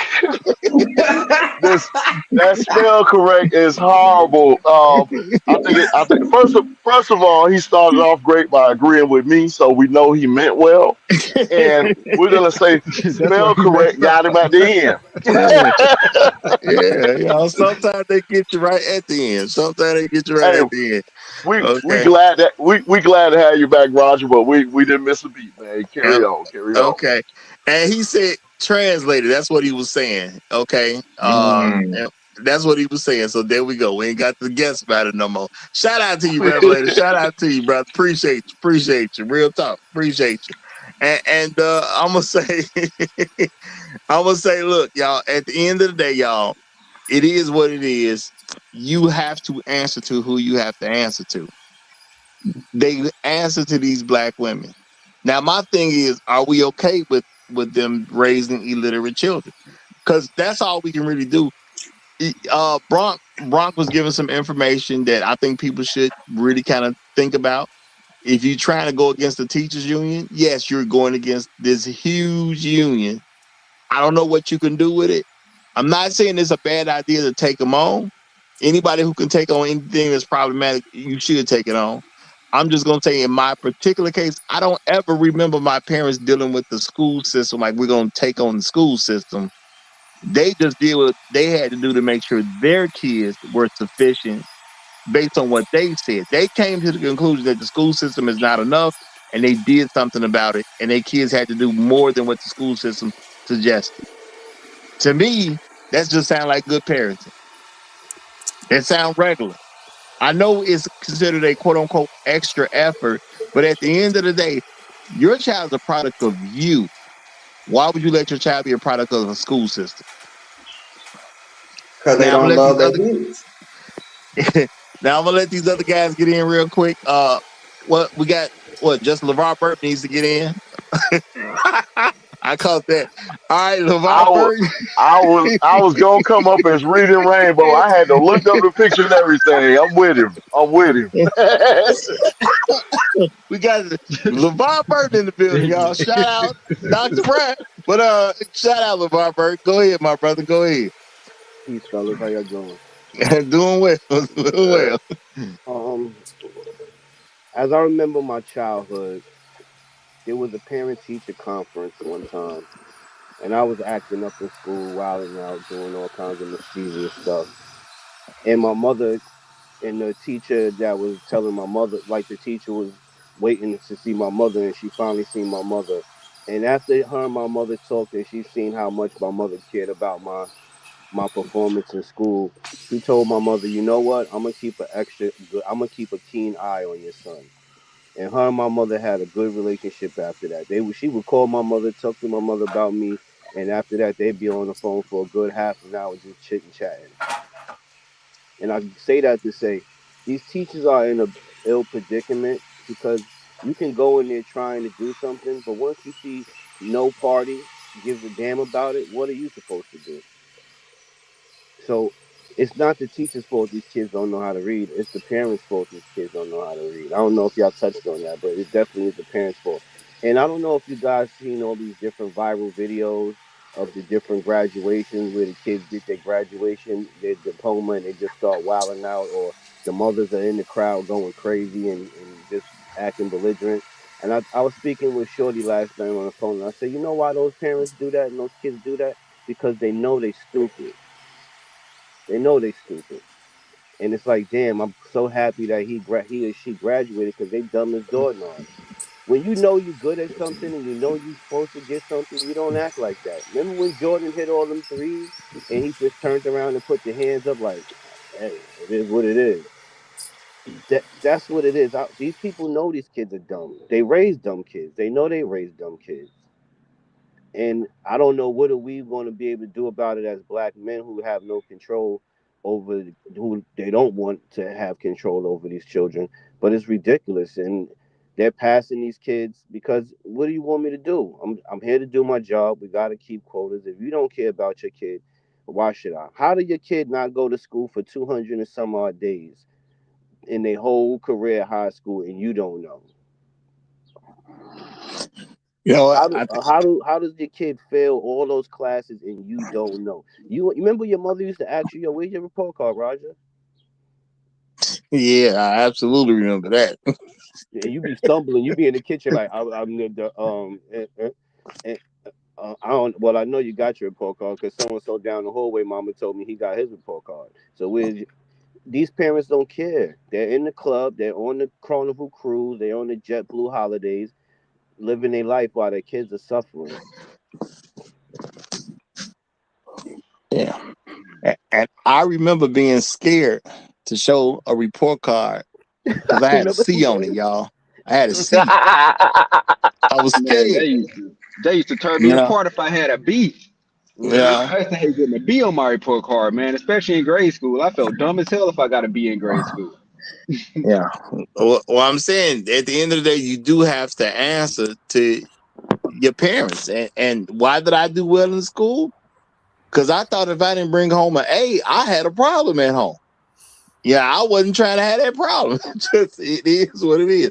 So I'm not saying everything's fair. I am not saying everything's equal. But when it comes down to it, you got to answer to somebody. And I just personally don't believe. I mean, I like what you said, Shark, because I don't personally believe you could just have a quote unquote dumb kid in the home and you don't peep that out yourself. Maybe they are coming home with the right grades on the report card. But if my kid can't read, how does my kid operate in my household with me and I can't figure out my kid can't read? That don't even sound like a real thing to me. No, it is a real thing, Roger, because you can't read. So you don't know your kid can't read because you can't read either. Exactly. Yeah, both can't read. Yes. The blind leading the blind. The blind leading the blind. I saw a video recently on Facebook of this guy taking these cue cards and Oh asking these young man, women reset. to read. Oh my God. You saw that? You saw that? Yeah, part of that was in the clip. That shit is The link hilarious. in the And description. Or if sad. you look, and if But you notice, I didn't. y'all, if you notice, there's Go ahead. literally a pattern. we have if an you look at. esteemed guest that has come, y'all. We have an esteemed guest that has Sorry come. about that. Okay. Sorry about that. Hey And, man, and fuck I hot think sauce. The president. I The believe And I he's about to already choose got my violence. 2 minutes. I Okay. already got my 2 minutes. What you talking about? Well, I believe he's about to choose violence because we have the one, the only old dog is in the building, y'all. Old dog is in the building. So I'm a little anxious to see what old dog is going to say about this particular subject matter. Old dog, He about to you be a have the menace to floor, my society. esteemed colleague. Shout out to the chat. Shout out to you, Roger. Hope everybody's doing well. Peace, Hope peace. everybody is doing what they do up in this piece. I just got off the corner, so I'm just coming in here because y'all's talking some foolishness, having books and shit on the background, knowing niggas can't read and shit. But first of all,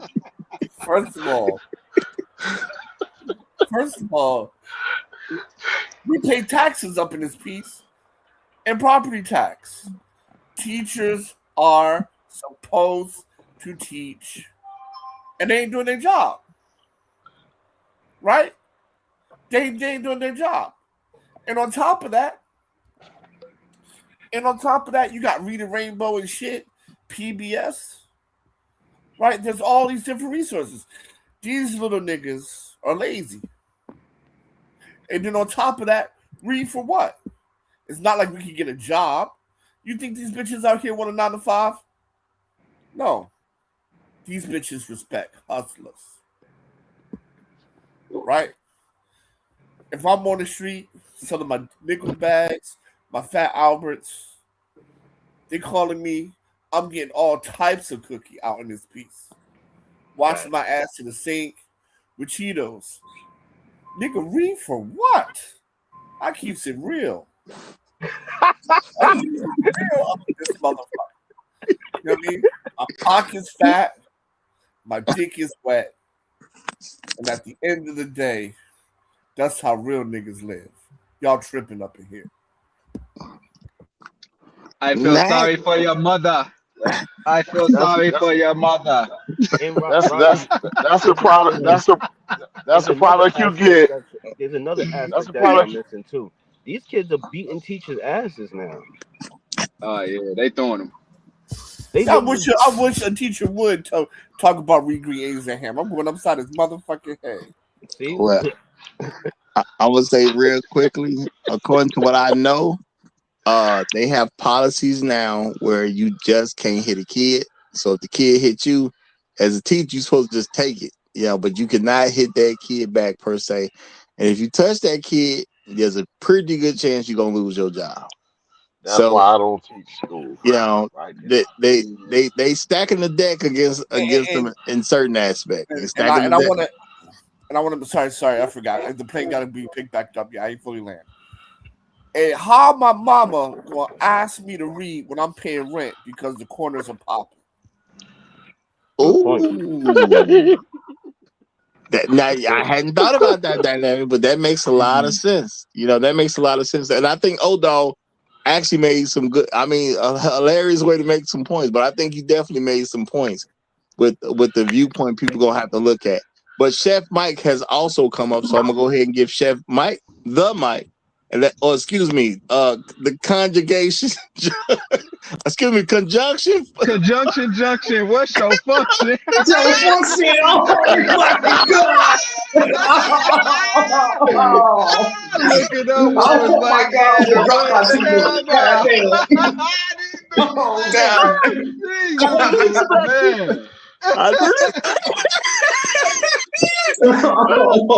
Oh shit, y'all boy. catching me off guard today, boy. Y'all catching me off guard today. I ain't expecting, but that's conjunction junction is in the house.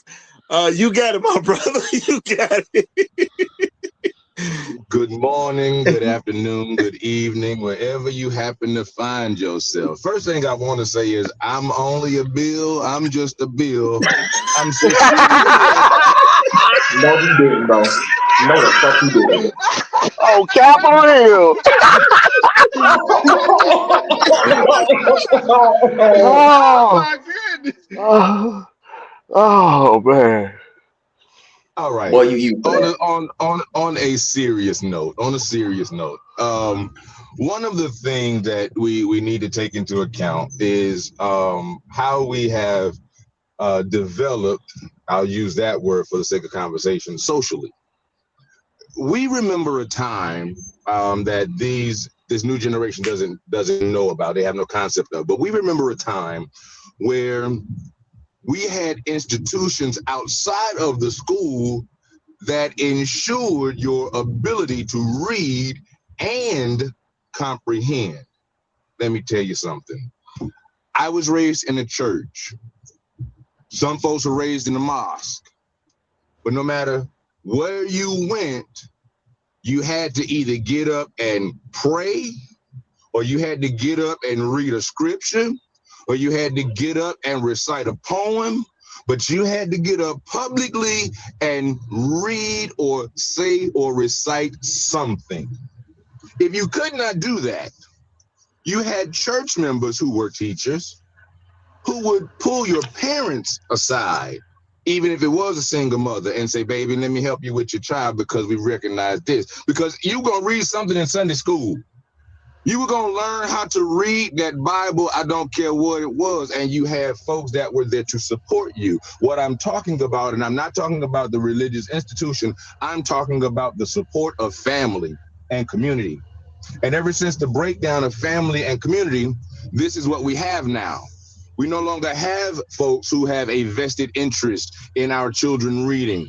We no longer have institutions where we gather on a regular basis, whether it is amongst ourselves or amongst another group, where we actually challenge our children to see what are you learning in this school. We don't have these things anymore. And because we don't have these things anymore, these are the results that we get. That's point one. Point two, our children are learning digitally now. And a digital screen will never, ever, ever have the same effect as an analog method. We used to, when I took tests in high school, we used to have reading comprehension portions of the test. And most of you all will remember this. It was a big old long paragraph, about 750, 900 words. And then it was about 10 and 12 questions about that same 750, 900,000 words. Not necessarily factual, but what did you learn from this? Nowadays, you have one sentence and then one question, factual question about that one sentence, and that is now called reading comprehension. we've lowered the bar so much because everybody wants to have a participation award. Everybody wants to take feelings into consideration. Well, I'm with O-Dog. What you gonna do when nobody don't care about your feelings, but the rent is due? And this time you ain't living with your mama. Don't nobody care about your feelings. We have gotten so far away from what is livable. I don't want to say what is right because right and wrong, that's open to interpretation. But we have gotten so far past what is decent, what is acceptable as a society. I don't know if we can swing back. And I'll land my plane right there. All right. Powerful words, powerful words. I got a couple super chats to read, but I'm going to say a quick shout out to OG Lee. Yeah, and he did this on purpose. If you look at how he capitalized the word no. He said, Read Rainbow doesn't come on no more. Now, I'm going to say that's kind of a problem. That's kind of a problem. Now, you know, if a hose gets old, you can replace a hose. I'm just saying. Read Rainbow should come on. I'm going to say that. I definitely believe that's a show that should come on. Now, shout out to Bad Black Gamer. He say, how did O-Dog survive being a menace to society? You know, we got magic over here, brother. We make magic over here. Real talk. He say, almost. Go ahead. Well, no, go ahead. Bad Black Gamer said again in another super chat, and I appreciate the 57-cent Trail Bentley taxes on those. He said, Roger, Roger, you know how you F up letting O-Dog on the show. Hey man, yo, O-Dog be strapped, okay? You got That's a hard man right there, bro. You gotta let him do what he gonna do, okay? Well, O-Dog survived because O-Dog is the Black Terminator. And where I live, only the good niggas get shot. Yeah. Only the good niggas get shot. Yeah, Like but yo, Reset. Can you go into Yes, sir. the flashcard joint you was about to talk about? I'll get to it. I'm gonna let Roger wind down a little bit, and then I'll get to it. Well, I ain't gonna do nothing. I'm gonna say, did O-Dog die? Did O-Dog die? Because I know we seen him fall. Now I'm trying to remember. Did we get a confirmation that he actually died? I know he seen him. He was going down to play O-Dog never score. died. We know that. The kid died. O-Dog friend died, but O-Dog didn't die. Yeah, Kane died. O-Dog didn't die. Died. O-Dog let Kane that died. thing off and went in the backyard. Jada Pinkett. Kane died covering Jada Pinkett's son. I remember that. I definitely remember that. And then Sharif died, but O-Dog didn't. O-Dog didn't die. Harold died. Yeah, Man. Madison died. All right. Well, before we go too off track, we got two more guests that done came in now. We got two more guests now. Real quick, Roger. Real quick, because I got to jump off and I'll be in the cloud listening. I just want to leave y'all with this departing thought. 1, 2, 3, 4, 5, 6, 7, 8, 9, 10, 11, 12. 11, 12.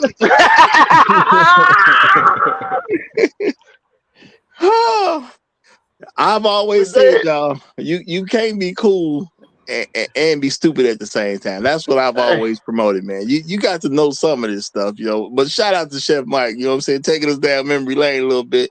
Shout out to you for that, brother. Real talk, okay? But let me get these other guests in. We got Jado done came up and Kuta Kente done came up too, y'all. So Jado, you got the flow, and we'll give it right to Kunta right after. Hey, what up, fellas? Hope y'all doing good, man. Peace, Jado. Peace, brother. Peace. Yeah, man, you guys are giving me a little bit of nostalgia, man. Electric Company, Sesame Street, Reading Rainbow, all types of stuff that I used to love coming up, man. And I know we reviewed a movie, Idiocracy, right, Roger, on your channel. Mm-hmm. And how they were subjected to they degraded all the way down to just grunting and doing like short dumb phrases and stuff, and we're on that slide right there. I'm on a campaign right now really to make punctuation great again. You know what I'm saying? Because like a lot of people we communicate, it's a slide, man. A lot of times we don't notice it. It might be so subtle to the point we don't notice it or whatever. But people don't even punctuate it. We don't, it's run on sentences and there's no comma, no semicolon, none of that stuff. But yeah, man, we talk about culture on your channel, and it's like when we talk about culture, man, and I know a lot of times we've kind of limited to like superficial stuff, to just like music or this, just kind of superficial stuff, I think it's much deeper than that. It's really about what you value.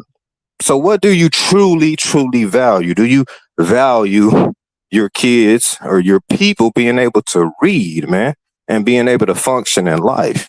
So a thing I used to do, and I'm glad I did it, man. Man, bedtime stories with my daughters, man. I'm divorced, but reading to your children when they're very, very young and impressionable, man. Just reading to them, that's important. You know what I'm saying? Doing stuff like that. But I guess I'll end with this, like, I shun when I see that these women, when they don't value education and their children being able to read, I just shun them, man. They don't exist to me. You're dead to me, to be honest with you, because I know you don't care about anybody. You know what I'm saying? You don't care about your children. You really, truly don't care about yourself when you really dig down deep into it. And so if any sense of community, that's definitely out of the question. But they should be shunned if they don't value educating and contributing to the development of their children. And I guess I'll end right there. Thanks for having me up, Raj. Hey, appreciate you being here, brother. Appreciate you being here. Great points. And yeah, if you love your children, how you not reading bedtime stories to them? And that stuff is hugely important to the development of a child. And your child's supposed to come out the house knowing that reading is cool. So how the other kids convince them that it ain't? They were supposed to know that when they got to school that reading was cool. So let's keep that real now. And they can only get that idea from you. Okay. But we got Kunta Kinte in the building. Okay. I didn't say Toby. Kunta Kinte. Okay. Kunta, you got the flow, my brother. You got the flow. Hey, Roger. And to y'all, fam. Salute to the chat and salute to you, Roger. I ain't really got much to say. I just came up because I heard somebody speaking about reading Rainbow, and that was my show back in the day. So I'm just making a present. That's all. Well, you Take know a look. It's in a book. A reading rainbow. I can appreciate Reading that. Rainbow. And y'all, I can appreciate that he didn't come up as Toby. And guess what, y'all? He could spell his name too. Real talk, y'all. Those are key factors in that movie. Key factors in that movie. Okay? Key factors. He know how to spell his name and it ain't Toby. Okay? I have a question. So Roger, real talk, right? The other day, I have a question. All right, I got after hot sauce. This is kind of diabolical. Kunta can't read no English. So why is this thing came up here on a show about reading? You can't read that English. You didn't know Kunta can read different languages? I can spell my name, O'Dall. I can spell my name. Yeah, sometimes you just limited. Sometimes it's real limited. But I would suspect that Kunta could spell his name. I would suspect. That's all I would say. I just suspect it. But go ahead, LeVar Burton. You said you got something for us. What you got? Yeah. So I remember you were saying, like, when did it stop being cool to read and be smart? And one of these rappers I mess with big time from Atlanta, Big Grip, he was doing an interview and he was talking about like the decline of things was when we accepted, like, instead of making KRS-One the best rapper alive or like the number one rapper, we chose a drug dealer.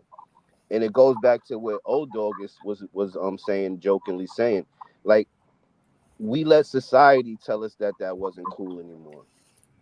Like, how does the drug dealer be the coolest person? You know what I mean? And he was saying like how from Atlanta, they from Atlanta, like they from the civil rights era. They from all of that stuff that goes on. Like Martin Luther King's house still stands in Atlanta. And we let these people swindle us into just wanting to be ignorant. It's horrible. And like Chef said, it ain't no turning back from this.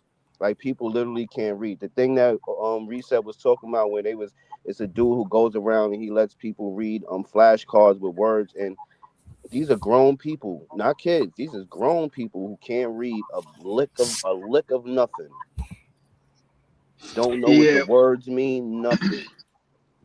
Shark, they kind of got a little bit more complicated with black people not knowing how to read. When I say that, what I mean is they developed more complexity in their racism. Back then, they used to tell us we couldn't read, right? It was illegal for us to read, and if they found out that we could read, we get 100 lashings, Mm-hmm. right? But now they've essentially turned it around and made us believe that it's cool not to read. The very people who should be actually valuing that, because our ancestors here didn't even have the ability to read, and that was Right. legally imposed against them. Hey, Bron, So and I'm not disagreeing with you, but why are we so easily manipulated? I don't know. Why is that? I don't know. Everything. So I don't know, we're just completely subjected to these folks, basically, right? Is that what it is? I can tell you why, Jado. They white Jado, supremacists. they tricked us into accepting participation trophies, bro. Mm. Now, I know that don't sound like much, but let me explain. Once upon a time, everybody went to school was on the same standard. If you was a short bus kid, you never got a diploma. You never got anything that said you finished anything because they just deemed you as incapable. Now, like Brock talked about earlier with the IEP programs, they're tricking you into thinking this education plan is going to help you. And when you finish school, you haven't achieved anything. All you did was collect a participation trophy. We at home have allowed our standards to drop, i.e., the single mother households. Like somebody mentioned, they out on Carnival Cruise lines, on stepping lines. They get their hair done, and their nails done, and all this other stuff. They're using your children as cash cows, and then they're sending your children into a system that's designed for them to turn out as failures under white supremacy. We're collecting participation trophies when we graduate high school now. We're not getting anything, and we're not requiring anything of our children at home. That's Now, all it is. Go ahead. I'm gonna read what Chef Mike said, which I believe is part of the answer to what Jado just asked, and then I'm gonna add some more to it myself. Now, Chef Mike, before he asked his question, y'all said Chef Mike said this before Jado asked that question. He says to the idiocracy point, if you really look at it, we are on that slippery slope. Look at the commercials now: dick pills, beer, and gambling. Now that's a real thing.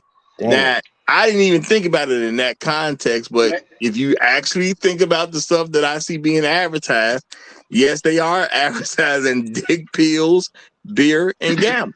Okay. And then look who the hottest streamers are too right now, Roger. Like I think AB and that Dean dude, man, they like the hottest streamers right now. You trying to promote other people on my stream? Oh yeah, my bad. But look at who the hottest streamers out right now, and just look how they living. That's what people tuning into, man. It's crazy. Now I'm gonna say this just to kind of answer Jado's question. You don't have fathers in the home, okay? That's right. At the end of the day, your daddy ain't finna let you come on with all that mess. Your daddy wants you to get first place. Now he'll support you if you came in seventh to try to help you get first place next time. But when you don't have a daddy in the home, you don't have to win. And a lot of people don't think about it in that type of context, but I think it's a whole lot to your daddy wanting you to win, and you as a child wanting to win for your daddy. That has a whole lot to do with how your outcomes are, because your daddy wants you to be number one. You want to be number one for your daddy. And at the end of the day, these other kids got dads and they want to be number one too. So you actually had to earn something. Okay. Real talk. I remember certain kids that we end up being in the same classroom, one grade to the next grade to the next grade. We was already getting good grades in school. So it wasn't even just about getting an A no more. It was about who can get the A the fastest. It literally turned into that with us. Who can get the A but get it faster than the other guy? And we wasn't cheating. If you was cheating, it ain't really no A, so it didn't really count. So not only did you have to be good in school, you had to be good and quicker than anybody else around you to get props amongst us. I have personally never lived in a world where being dumb was considered cool. I've never lived in that world. I've observed people who lived in that world and who come from it. But where I come from, it has never once been considered to be cool and be dumb at the same time. You know, we put extra stuff on ourselves so we can thrive. You know, and I'm gonna say shout out to Emerald Edge. He says, Jado, social punishment, cornerstone manipulation. Now, I believe this is also a great reason why the kids don't thrive the way they used to, because social punishment now, he says social punishment, cornerstone manipulation. If the kid don't do well, how do they treat the kid? Normal. What ain't that telling the kid he good way yet? Yep. I don't need to do better.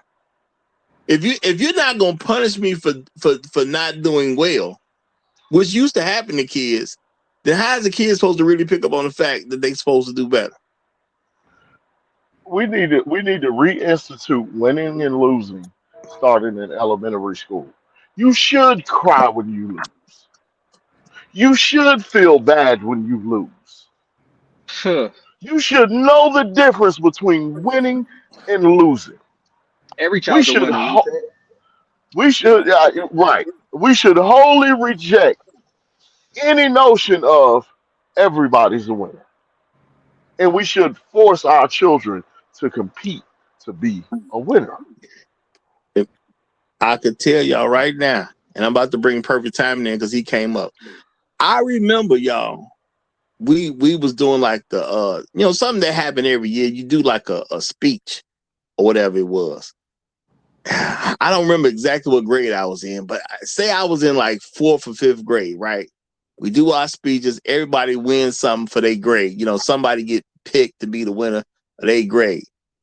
Some kid was like in kindergarten or 1st grade. And I really believe it was kindergarten. That kid missed the competition of like the kindergarten kids, right? So they gonna let the kid do his speech in my grade. This like 4th or 5th grade, y'all. Y'all know that little kindergartner won. I was pissed. Real talk, Joe. He earned it too. I ain't gonna say he earned it. I was pissed simply due to the fact that I lost. And if I'm gonna lose, you gonna at least make me lose to somebody who beat me in my grade. How you bring this? I'm saying even that young, I understood how you bring this little kid in from kindergarten and let him win my grade. That pissed me off, and I'm talking about big time. I was mad at that for years, man. I want to say something though. I want to say something when it comes to education.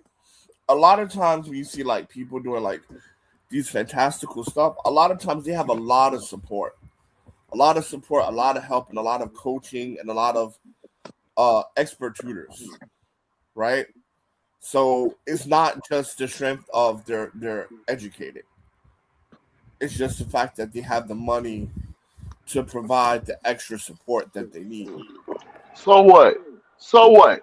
In this world, we don't all get the same opportunities, but damn it, we all running the same race. Winning is winning, losing is losing.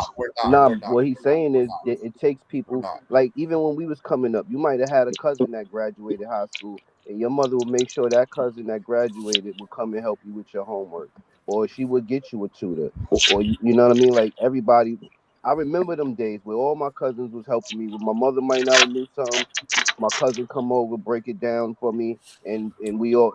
So we don't even have an infrastructure no more to learn. I perfect time and Go ahead. half come up, and y'all kind of cut off what I, Well, my I mean, point I was that trying to nigga make. blocked He me. came at a You can bad wait a minute. time. That nigga blocked me. You can wait a minute. Time wasn't perfect. He should have blocked him too. That's a heck of a Hey, response. let that man go, man. Let that man go. No, go ahead. I'm kidding. Be honest. It's all good. It's okay. I'm Now, bad but person. what I wanted to say though, when that little kid beat me, and Roger, you I'm gonna say it was fourth grade. I guess maybe it was fourth grade. That little kid was supposed to go with the kindergartners or whatever. Because I think it was like a kindergarten kid. When you beat me and I'm in like fourth grade, I'm mad. I'm so mad about losing, y'all. I was mad at this for about 2 years. Real talk. Because you let somebody who ain't even supposed to be in my competition, then gonna throw him the victory. And I'm sitting there like, y'all throwing him this victory because he's in kindergarten. And I understand, hey, as an adult, I get it. You trying to work on kids being developed and all this type of stuff. So I get all that. But I'm saying, I knew back then I'm supposed to be a winner. That means I'm supposed to excel. I'm supposed to outdo other people. And the fact that somebody took my efforts to outdo my competition and you just put that to the side to give it to this kindergarten, which possibly I wouldn't have won anyway. You know, there's always a possibility that I'm not going to win, you know. But to give it to a kindergarten, I already know that this is bad. I already know this is an injustice. I already know to be upset. To me, that's also has a lot of how you going to approach life. But if everybody is a winner, you don't even see stuff like this go on. So to me, you can mistreat people and they gonna be far more cool with you mistreating people because they don't really even understand something wrong has happened. Now, me, I knew something wrong happened to me. I don't know about them other kids, but I knew something wrong happened to me. And I wasn't even mad at the kindergarten. I wanted to hit the teachers. Now, I just couldn't Roger, do it to get away with it. after you stop being rude the perfect time, and I got something I want to tell you. Roger, that was diabolical, bro. That was diabolical. Wasn't it though? Wasn't it? All right, Perfect. Go ahead, brother, because these guys is ridiculous today. Go ahead, Perfect. How you doing, brother? Hey, look, hey Roger, I just want to start out by saying, brother, I apologize to you for that young man who took away your self-esteem. I'm saying, bro. I ain't gonna say he took my self-esteem, but that was my opportunity for glory. And it was just taken. It was taken. It reveals a lot about you, which we already knew, that the pettiness is earned. The petty nature of Roger that we know started early. So if anybody has ever experienced the petty Roger, we knew he's been this petty his entire life. And he's still mad at that kindergartner because that's how petty he is. So hot sauce, you might got competition for Mr. Petty. I want to answer the question, and you guys are scratching on something. So the answer to the question is yes. And the reason I say yes is because, and I'll say yes now because of the school to prison pipeline, right? And so when you say, are black women, is it okay for black women to raise illiterate kids? This goes to them being, employees of the corporation, and part of their job is to create good prisoners ever since the inception of private prisons and the prison pipeline, right? So when you ask the question, is it okay? Yes, it's preferred. They're creating good prisoners because it's profitable. That was the design and what we're talking about in the era right now. So if we asking, is it okay for black women to raise illiterate children? It's not only okay, it's the design if you understand the school to prison pipeline, and there's data supporting this, right? So that's the design. That's why it's okay. That's why, and then there's policies behind this, like you guys were saying about the graduation where no child left behind is behind that. That's the policy you guys were scratching at. Why are they being pushed forward despite whether or not they can read or not? Because George Bush created No Child Left Behind. So people graduating, and then they changed the ninth grade equivalency exam so people can't actually read again. We used to go through the ninth grade equivalency exam. They took away those requirements. They got separate tracks. So there's policies behind the prison pipeline. It's not just to say, oh, there's a prison pipeline. No, there's actually policies that foster these prisoners, right? And then to the argument about the community and everything, what we should extrapolate from the video is that this is not just happening to one community. This is something. Remember, we were talking about the couple things at the cool table. Well, this brings those things back up. Like this is, and when you say idiocracy, it's not just unique to blacks. This is the entire youth of America who are now illiterate. I mean, we can specifically keep it about blacks today, but it's not just about blacks. It's not just about black boys, because even when I did my research, what I found, yeah, black boys and Mexican boys are at the top of these numbers, but you know who's right under? White boys. So they are illiterate too. So this is the whole country, and the whole country shifted. So while y'all was talking and y'all talked about Electric Company and Reading Rainbow, I looked up Bill Cosby because that was my guy, right? And he had the picture show. He helped create Electric Company. He was on Captain Kangaroo. He was on the first Sesame Street, and then he did his doctorate and dissertation came from Fat Albert and he used teachers to create Fat Albert and the Cosby Kids, and that's how he earned his doctorate degree. He got a lot of degrees that were given to him, but his actual PhD in education was about his dissertation with the Crosby Kids, and he talked about how that was an education tool and used in schools. So Bill Cosby was the precursor to Reading Rainbow. He helped LeVar Burton, and he was involved. So and I didn't have a father in my home. My father was influential in my life, but you know, I grew up in the 70s. So in the 70s, without these community, this is when the community was breaking down, when crack took over the community, and we still learn how to read and we still learn to be intelligent. It was because of people like Bill Cosby and those leaders in the community. And I believe that's why they took certain people down. Those leaders and pillars in the community that made it cool, right, to have an education and made it a priority, even if you didn't have that in your home. Because I didn't typically have that in my home when I was in my mama's house, and I was the primary caregiver.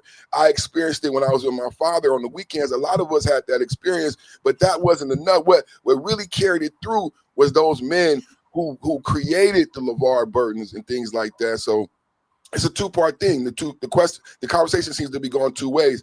Number one, yes, black women, it's okay, but it's not only okay. It's the preferred methodology for the prison pipeline. And then beyond that, it's not just LeVar Burton. It's the people like Bill Cosby who created that whole wave of black excellence in education that was just wiped out. That whole culture has been gone. And it wasn't just the Cosby Show. This is going back to 1970s Captain Kangaroo. And it's going back to I think he got that PhD in 77. He got that PhD in 77. So that, and it's Fat Albert, or even before that, because Fat Albert is 1972.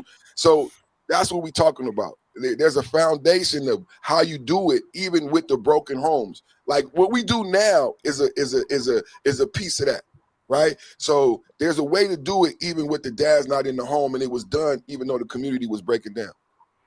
I don't think it is a way to do it with the dad's not in the home.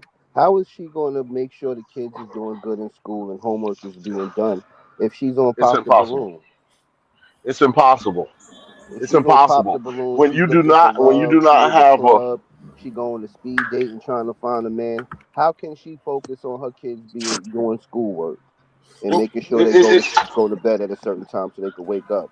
So my celebrities was always about that, right? So if you had now, like if the biggest streamer was on the same thing that the celebrities was on in the 70s, then that would affect the kids. Because my celebrities was on drinking milk. Drink milk does a body good. Don't do drugs and learn how to read. So that's what I ingested outside of my home. When I played video games, when I looked up to Michael Jordan and Magic Johnson, when I looked up to these people were about these things, right? I didn't get it at home, but I got it everywhere else. Mm-hmm. Everywhere else I went, I got it, right? And that's how you do it, because people understood at that time that the community was breaking down. It had already been going down. So my infrastructure outside of my home, this Black Celebrity, Ebony magazine, Jet magazine, these things existed. In that thing, you saw beautiful black women and intelligent and black people. So you saw aspirational things, and that's all you saw. Black is Beautiful t-shirts, the Ebony Festival, the Jet Beauty of the Week. This was my world, right? Black is whack. All yeah, that. I want to comment on that as well, because like you do make a very, very strong point. that what the U.S. learned from Germans after World War II on how media influence not only influence people's thinking but also influence their behavior, because you can look at different world, and then college enrollment in the black community goes up a few percentages, right?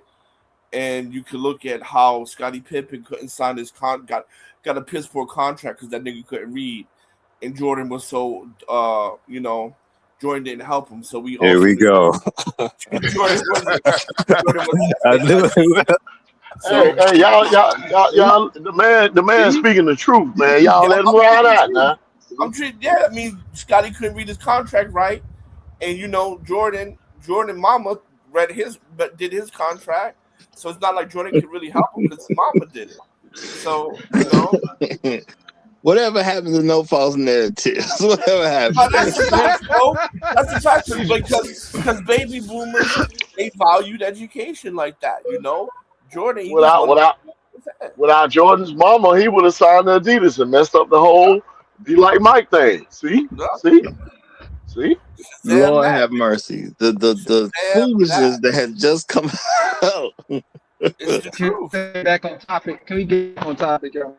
Oh yeah, I'm just saying, like you can see like Cosby, Jordan's mom valued education.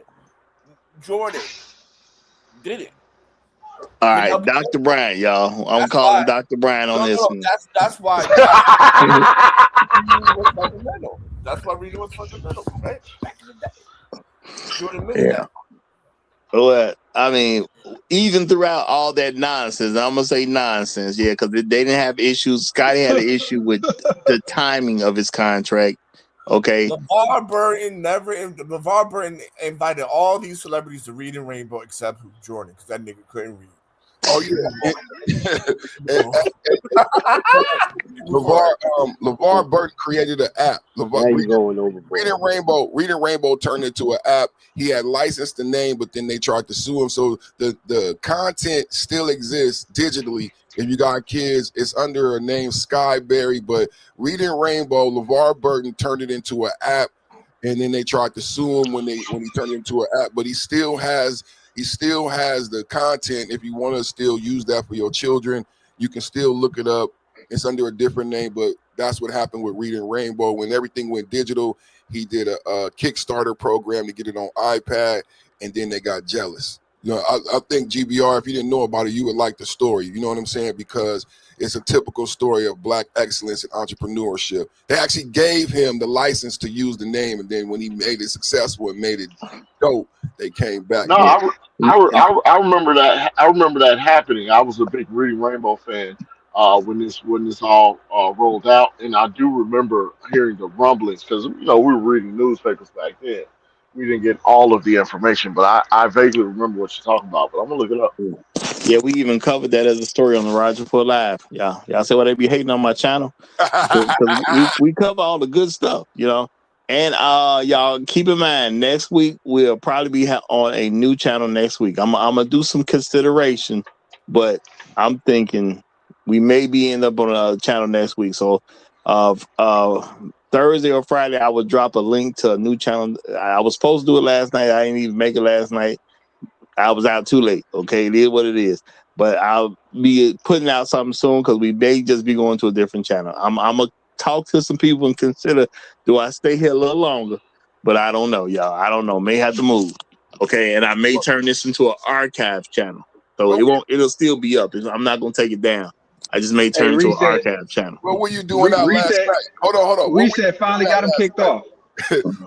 What were you doing last night? Roger, was you with a black woman? Let's get into it right now. Hold on. You said you was out. You were reading. He was reading. Bible study. Bueller. Anybody? Bueller. Look, man.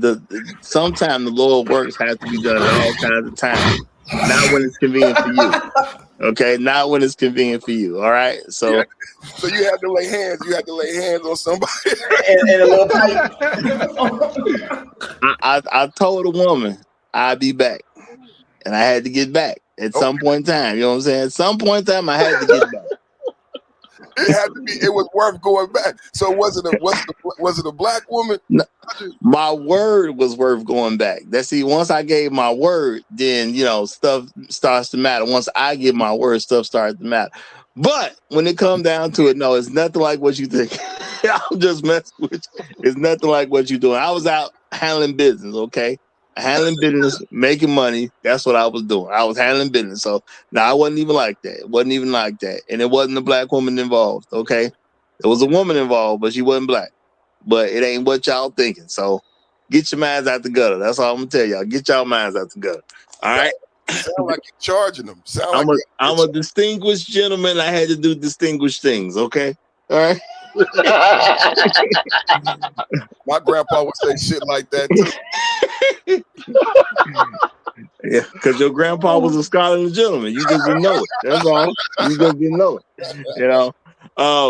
Now I'm gonna say, but to me, this is a very important thing, and I know for a lot of these kids that are failing in school, I know this because they ain't got a daddy raise them. I can pretty much accept that. It's turned into a problem for kids of all types of kids at this particular point. Now, I'm gonna say I'm okay with white kids failing. I will say that it does not bother me. I don't root for white kids to fail, but I am totally okay with them failing. I'm cool with it, 100%. What I'm not cool with is black kids failing. My thing is, as black parents, there should never be an excuse for your child to fail. Your child don't have nothing going on that's complicated that they should not be doing well. I'm not saying they got to be the top student, but they should at least be doing well. Doing well is not asking for too much, if you ask me. Asking children to do well is not too much. It's not too much pressure. I think at the end of the day, if a woman can't get her child to do well, she needs to give her kid to somebody who can get her child to do well. Or guess what? Do what you don't want to do. Pay for some tutors. It ain't the end of the world. How about you make an extra effort to drop your kid somewhere where they can get tutored by somebody because they doing well in that particular subject? How about you swallow your pride, go to your sister's house, drop off your kid, your sister married, okay, she got kids being raised properly, they doing well in school. Swallow your pride as a single mother and drop your kids off over there so his cousin can teach him how to read. I mean, do what you got to do at the end of the day. As a man, suggest to your ex, if that was even your ex that you had a kid by, suggest it. Hey, why don't you do X, Y, and Z with our sons or daughters so they can read better? I understand it's going to turn into uncomfortable situations, but at the end of the day, wouldn't you rather have an uncomfortable conversation and your child actually learn to read? I mean, that conversation it may last a little. You may hear about it for a period of time. I'm not going to even front. You may hear about it for the next 6 months, but ain't that worth it for your kid to be able to read? Y'all know what I really believe going to happen to somebody one of these days coming up somewhat soon? I honestly think there will be people who are going to be in a location. They are not going to know where they are. They're not going to know how to get back home or to anything that they're familiar with. Why? Because people is using so much automated stuff. If something go wrong, and now you could be in a place like Chicago, y'all. Let me do this. You could be stuck, all right, and you might be on, you might be on. Let's see, what's a good place to say? All right, you stuck on Roosevelt Road, okay? Not super far from downtown, depending on where on Roosevelt Road you are. All right. Now, if you're on Roosevelt in California, are you gonna even know you're on Roosevelt in California? Would you be able to read the street signs so you can recognize where you are? Will you be able to get somebody to pick you up? If you don't know how to get around and you can't move, somebody gonna get stuck one day because they can't read. I understand it's all this automated stuff, but watch what I tell you. Somebody gonna be stuck out here one day because they can't read. You're gonna be too far from what you used to. I can drive home as long as it's in the continental United States, y'all. If you had a way to teleport me, I can just get in the car and drive home. I don't need anything. I don't need no map. I don't need squat. I don't need no GPS. I can literally look at the street signs, drive home. I know I can. If I don't know what direction I am, all I gotta do is look into the sky. The sun or the moon is gonna tell me. I can go home. Roger, did you see did you see the SAT thing the other day? I was watching the news and the professors at Berkeley were saying since they got rid of the SAT, or I didn't even know this happened, but they said all the freshmen is failing class. Oh, I hadn't seen that, but with what I'm getting about what these children are doing, going in the 9th grade, I believe it. I definitely believe it. Yeah, And man. you know what's even more dangerous is the fact that we have AI expanding at the rate at which it's expanding in the midst of children getting dumber. I mean, IQ scores have been dropping since the 1970s, but yet machine learning has been picking up. So that's a dangerous environment to Well, be in because computers are going to know more than well, the actual labor force. no, that'll never happen. But what's happening is there's becoming a wider gulf between the rich and the poor. So we're effectively becoming like some of these third world countries where you have no middle class. That's what's happening, and I think it's by design. But it I think is it's happening. purposeful. It is happening like that in certain sectors. I mean, of course, it's not going to happen like more manual labor sectors as fast as it will in information sectors or education sectors or services sectors. AI, if you are essentially heavily dependent on AI for your own intellect, your job is going to be replaced by AI. So I want to say something, if I may. So first, with the SATs and ACTs are being reinstated. They stopped it for a while because of the pandemic. People couldn't get to SAT centers, so they said they was going to stop it. But now it's reinstituted. Studies have shown when it comes to screen time and automation that it causes excessive brain rot in early developing learners. That's why places like Singapore, and Scandinavian countries totally went back to paper books, chalkboards, and they only do screen time when it's computer classes. If it's not a computer class, they got rid of all digital systems. Their test scores, their test scores went up. Cognitive thinking went up by 20-30% on average. So it's definitive that AI, screen time, all these different apps and things like that are actually make you dumber, right? The brain rot, things like that. So for people who have children that are in schools, you want to stay away from schools that are talking about being automated, being using using the latest technology. This is actually the worst thing for your child. You want your child to have paperback books. You want your teachers to use blackboards and things like that. That's going to be the best positive, best education for your child. And I'll leave it there. And you know what? I 100% agree with that. And to me, with the information available, that should be basically an instant decision going around. But I get that the institutions are failing the kids too. So they're not going to make decisions like that. There's literally just about no reason for people to be all digital all the time at school. It don't even make sense according to the results. You know, and why not get a book that you can just give to the next kid? You know, when I was in school, you get a book and they pass it to the next kid the next year. It's not gonna cost that much money to get in a book in comparison to computers and all that type of stuff and tablets and all that. You can get all this stuff done probably for similar prices. Right. It's just the people don't want to do it. And the screen time that you're giving your kids, the screen time you give your kids when you're like, children should not be having iPads until they're in high school. Like all these kids with all these iPads and screen time, you're really just creating failure for your child. You really are creating failure. And this is my profession. This is my profession. My job is to coach and train kids to get into elite schools, to have elite careers, and be the next leaders of China. That is my job, right? And I have a staff of team that graduated from some top elite universities around the world, and this is what Well, we do. let me ask you a question. How long you been in 20 China? years. Oh, so you the reason why they kicking our ass Some of now. it. I know who to beat up when you get over here. I know who to beat up. This the enemy. This the enemy. Right, Hey, he took his Nah, talents to nah. South Beach.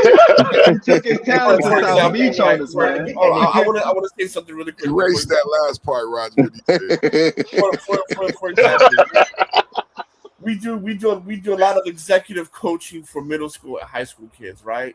So we tell them what they need to do and how to achieve it to get in these schools, and so some of the stuff we did is like mock trial and debate, right?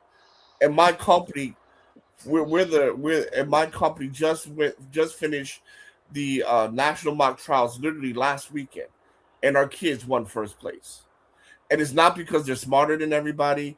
It's not because they're better than anybody. It's because their parents paid the resources for us to come in and tell them what they need to do and how to do to win. So I just Well, want to this say, goes on. I just want to say the hot sauce. They still not accepting the test scores. There's a push, and the only reason I bring that up is to solidify the fact that this is by design, that they want the kids to be illiterate, right? This is not just singularly to blacks. Well, No. this goes to. We just got acceptance letters. People, we just did because people we just got acceptance letters in January of this year, and people turned in their SATs and SATs.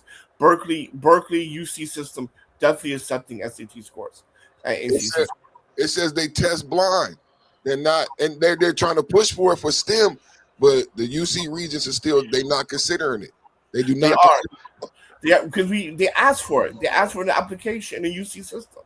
This like is I just did this in December. This is brand new data.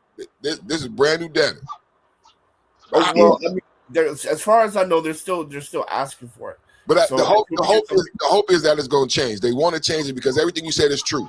The professors are like they about to go on strike if they don't change it back for 2027 and 2028. Well, I'll let you know in August, because that's when the college admission thing is. Where like they all get together for a summit for a week. So if I hear something different, but right now they're accepting ACTs and SATs.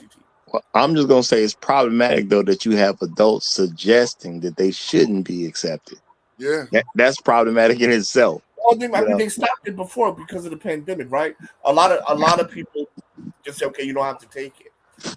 No, I can accept not getting together during those situations because health was on the line, and a smart dead kid ain't helping nobody. So I could accept that then. But for people to get together to say, hey, we should really think about removing this from a general concept, and that makes sense to me, because when it comes down to it, when I start looking into this other stuff going behind this education, what I personally believe at this point is, in order to tamper people down, we don't want smart people out there in the general public.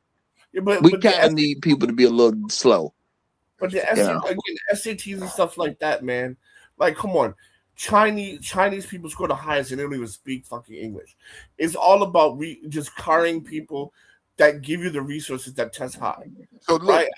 That's what I was gonna say. In California, it doesn't mean anything. In California, it's liberal and Democrat, and the reason why they took it away in California is because of what you said, and that's why I bring it up, because it's almost like the liberals saying it's okay for black students and lower income students to be stupid, right? Because the argument in California is lower income people can't afford the services that hot sauce provide, so we should take the test away, and that ends up adversely hurting us. That's why I brought it up, because that's the logic from the liberal.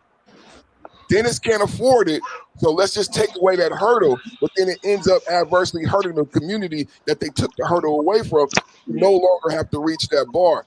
That's the liberal democratic ideology and why the thing still doesn't exist.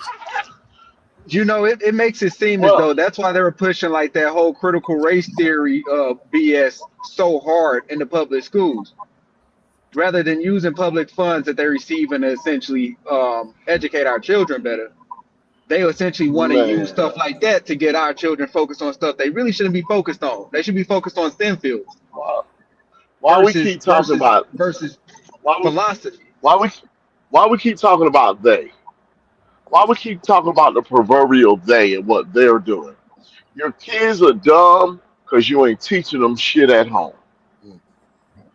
No, Your kid can't fundamentally, pass the yes. the SAT and the ACT because you ain't preparing them at home.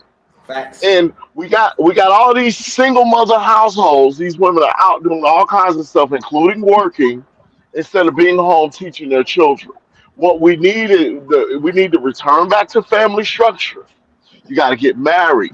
And your wife, part of her job is to be the mother of your children, and that is to be the first teacher of the children, getting them prepared. We got to get out of this keeping up with the Joneses BS because it's not getting us anywhere. And we got to get back to creating families and teaching our children ourselves. And in the environment that we're in today, where everything is digital, you can homeschool your children easily I want now. to say Yeah, something. There's no different. excuse. I want to say I something agree to that with real you. I quick. agree with you. It's definitely not an excuse, but that's some of the stuff that you should be teaching your children about at home because they are going to encounter that in the school systems, That's or you just aspirational. homeschool. That's aspirational. In real life, you know what's No, it's happening? not aspirational What because they my doing mama is they took home away taught the me for test. about at least 5 years, bro. No, I'm just saying, in real life, they took away the SAT. I agree with what you're saying, but in real life, they took away the SAT to support them being failures, to support the single parent home. They took Yeah. like the video, just like the cartoon yesterday, they took away the test to say it's okay and pat them on the back. I agree with you, GBR, but in practice, what they did is they said, you know what? You ain't got to do that, baby girl. We're going to take away the SAT. All right, That's now, what's happening in Even real life. then, bro, I'm saying my mama taught me in homeschool, bro. That shit don't count, bro. now I'm gonna say this. I'm gonna say this because I want practical solutions for people to be able to use immediately. At the end of the day, man, every parent can add to their child's education. If you, as a parent, can surmise that the education, wherever you happen to be located in the country, is enough, then I think you kind of slow. Okay.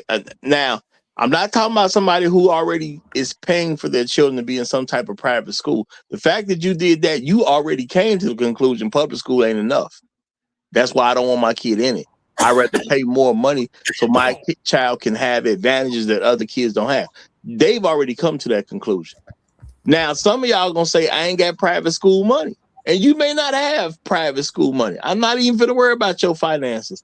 I know I didn't grow up rich. I know my parents figured out a way to make sure their children were more prepared than other children around us. They took us to the library. They made us do book reports. They made us do a bunch of stuff that the school did not require. It's that simple at the end of the day.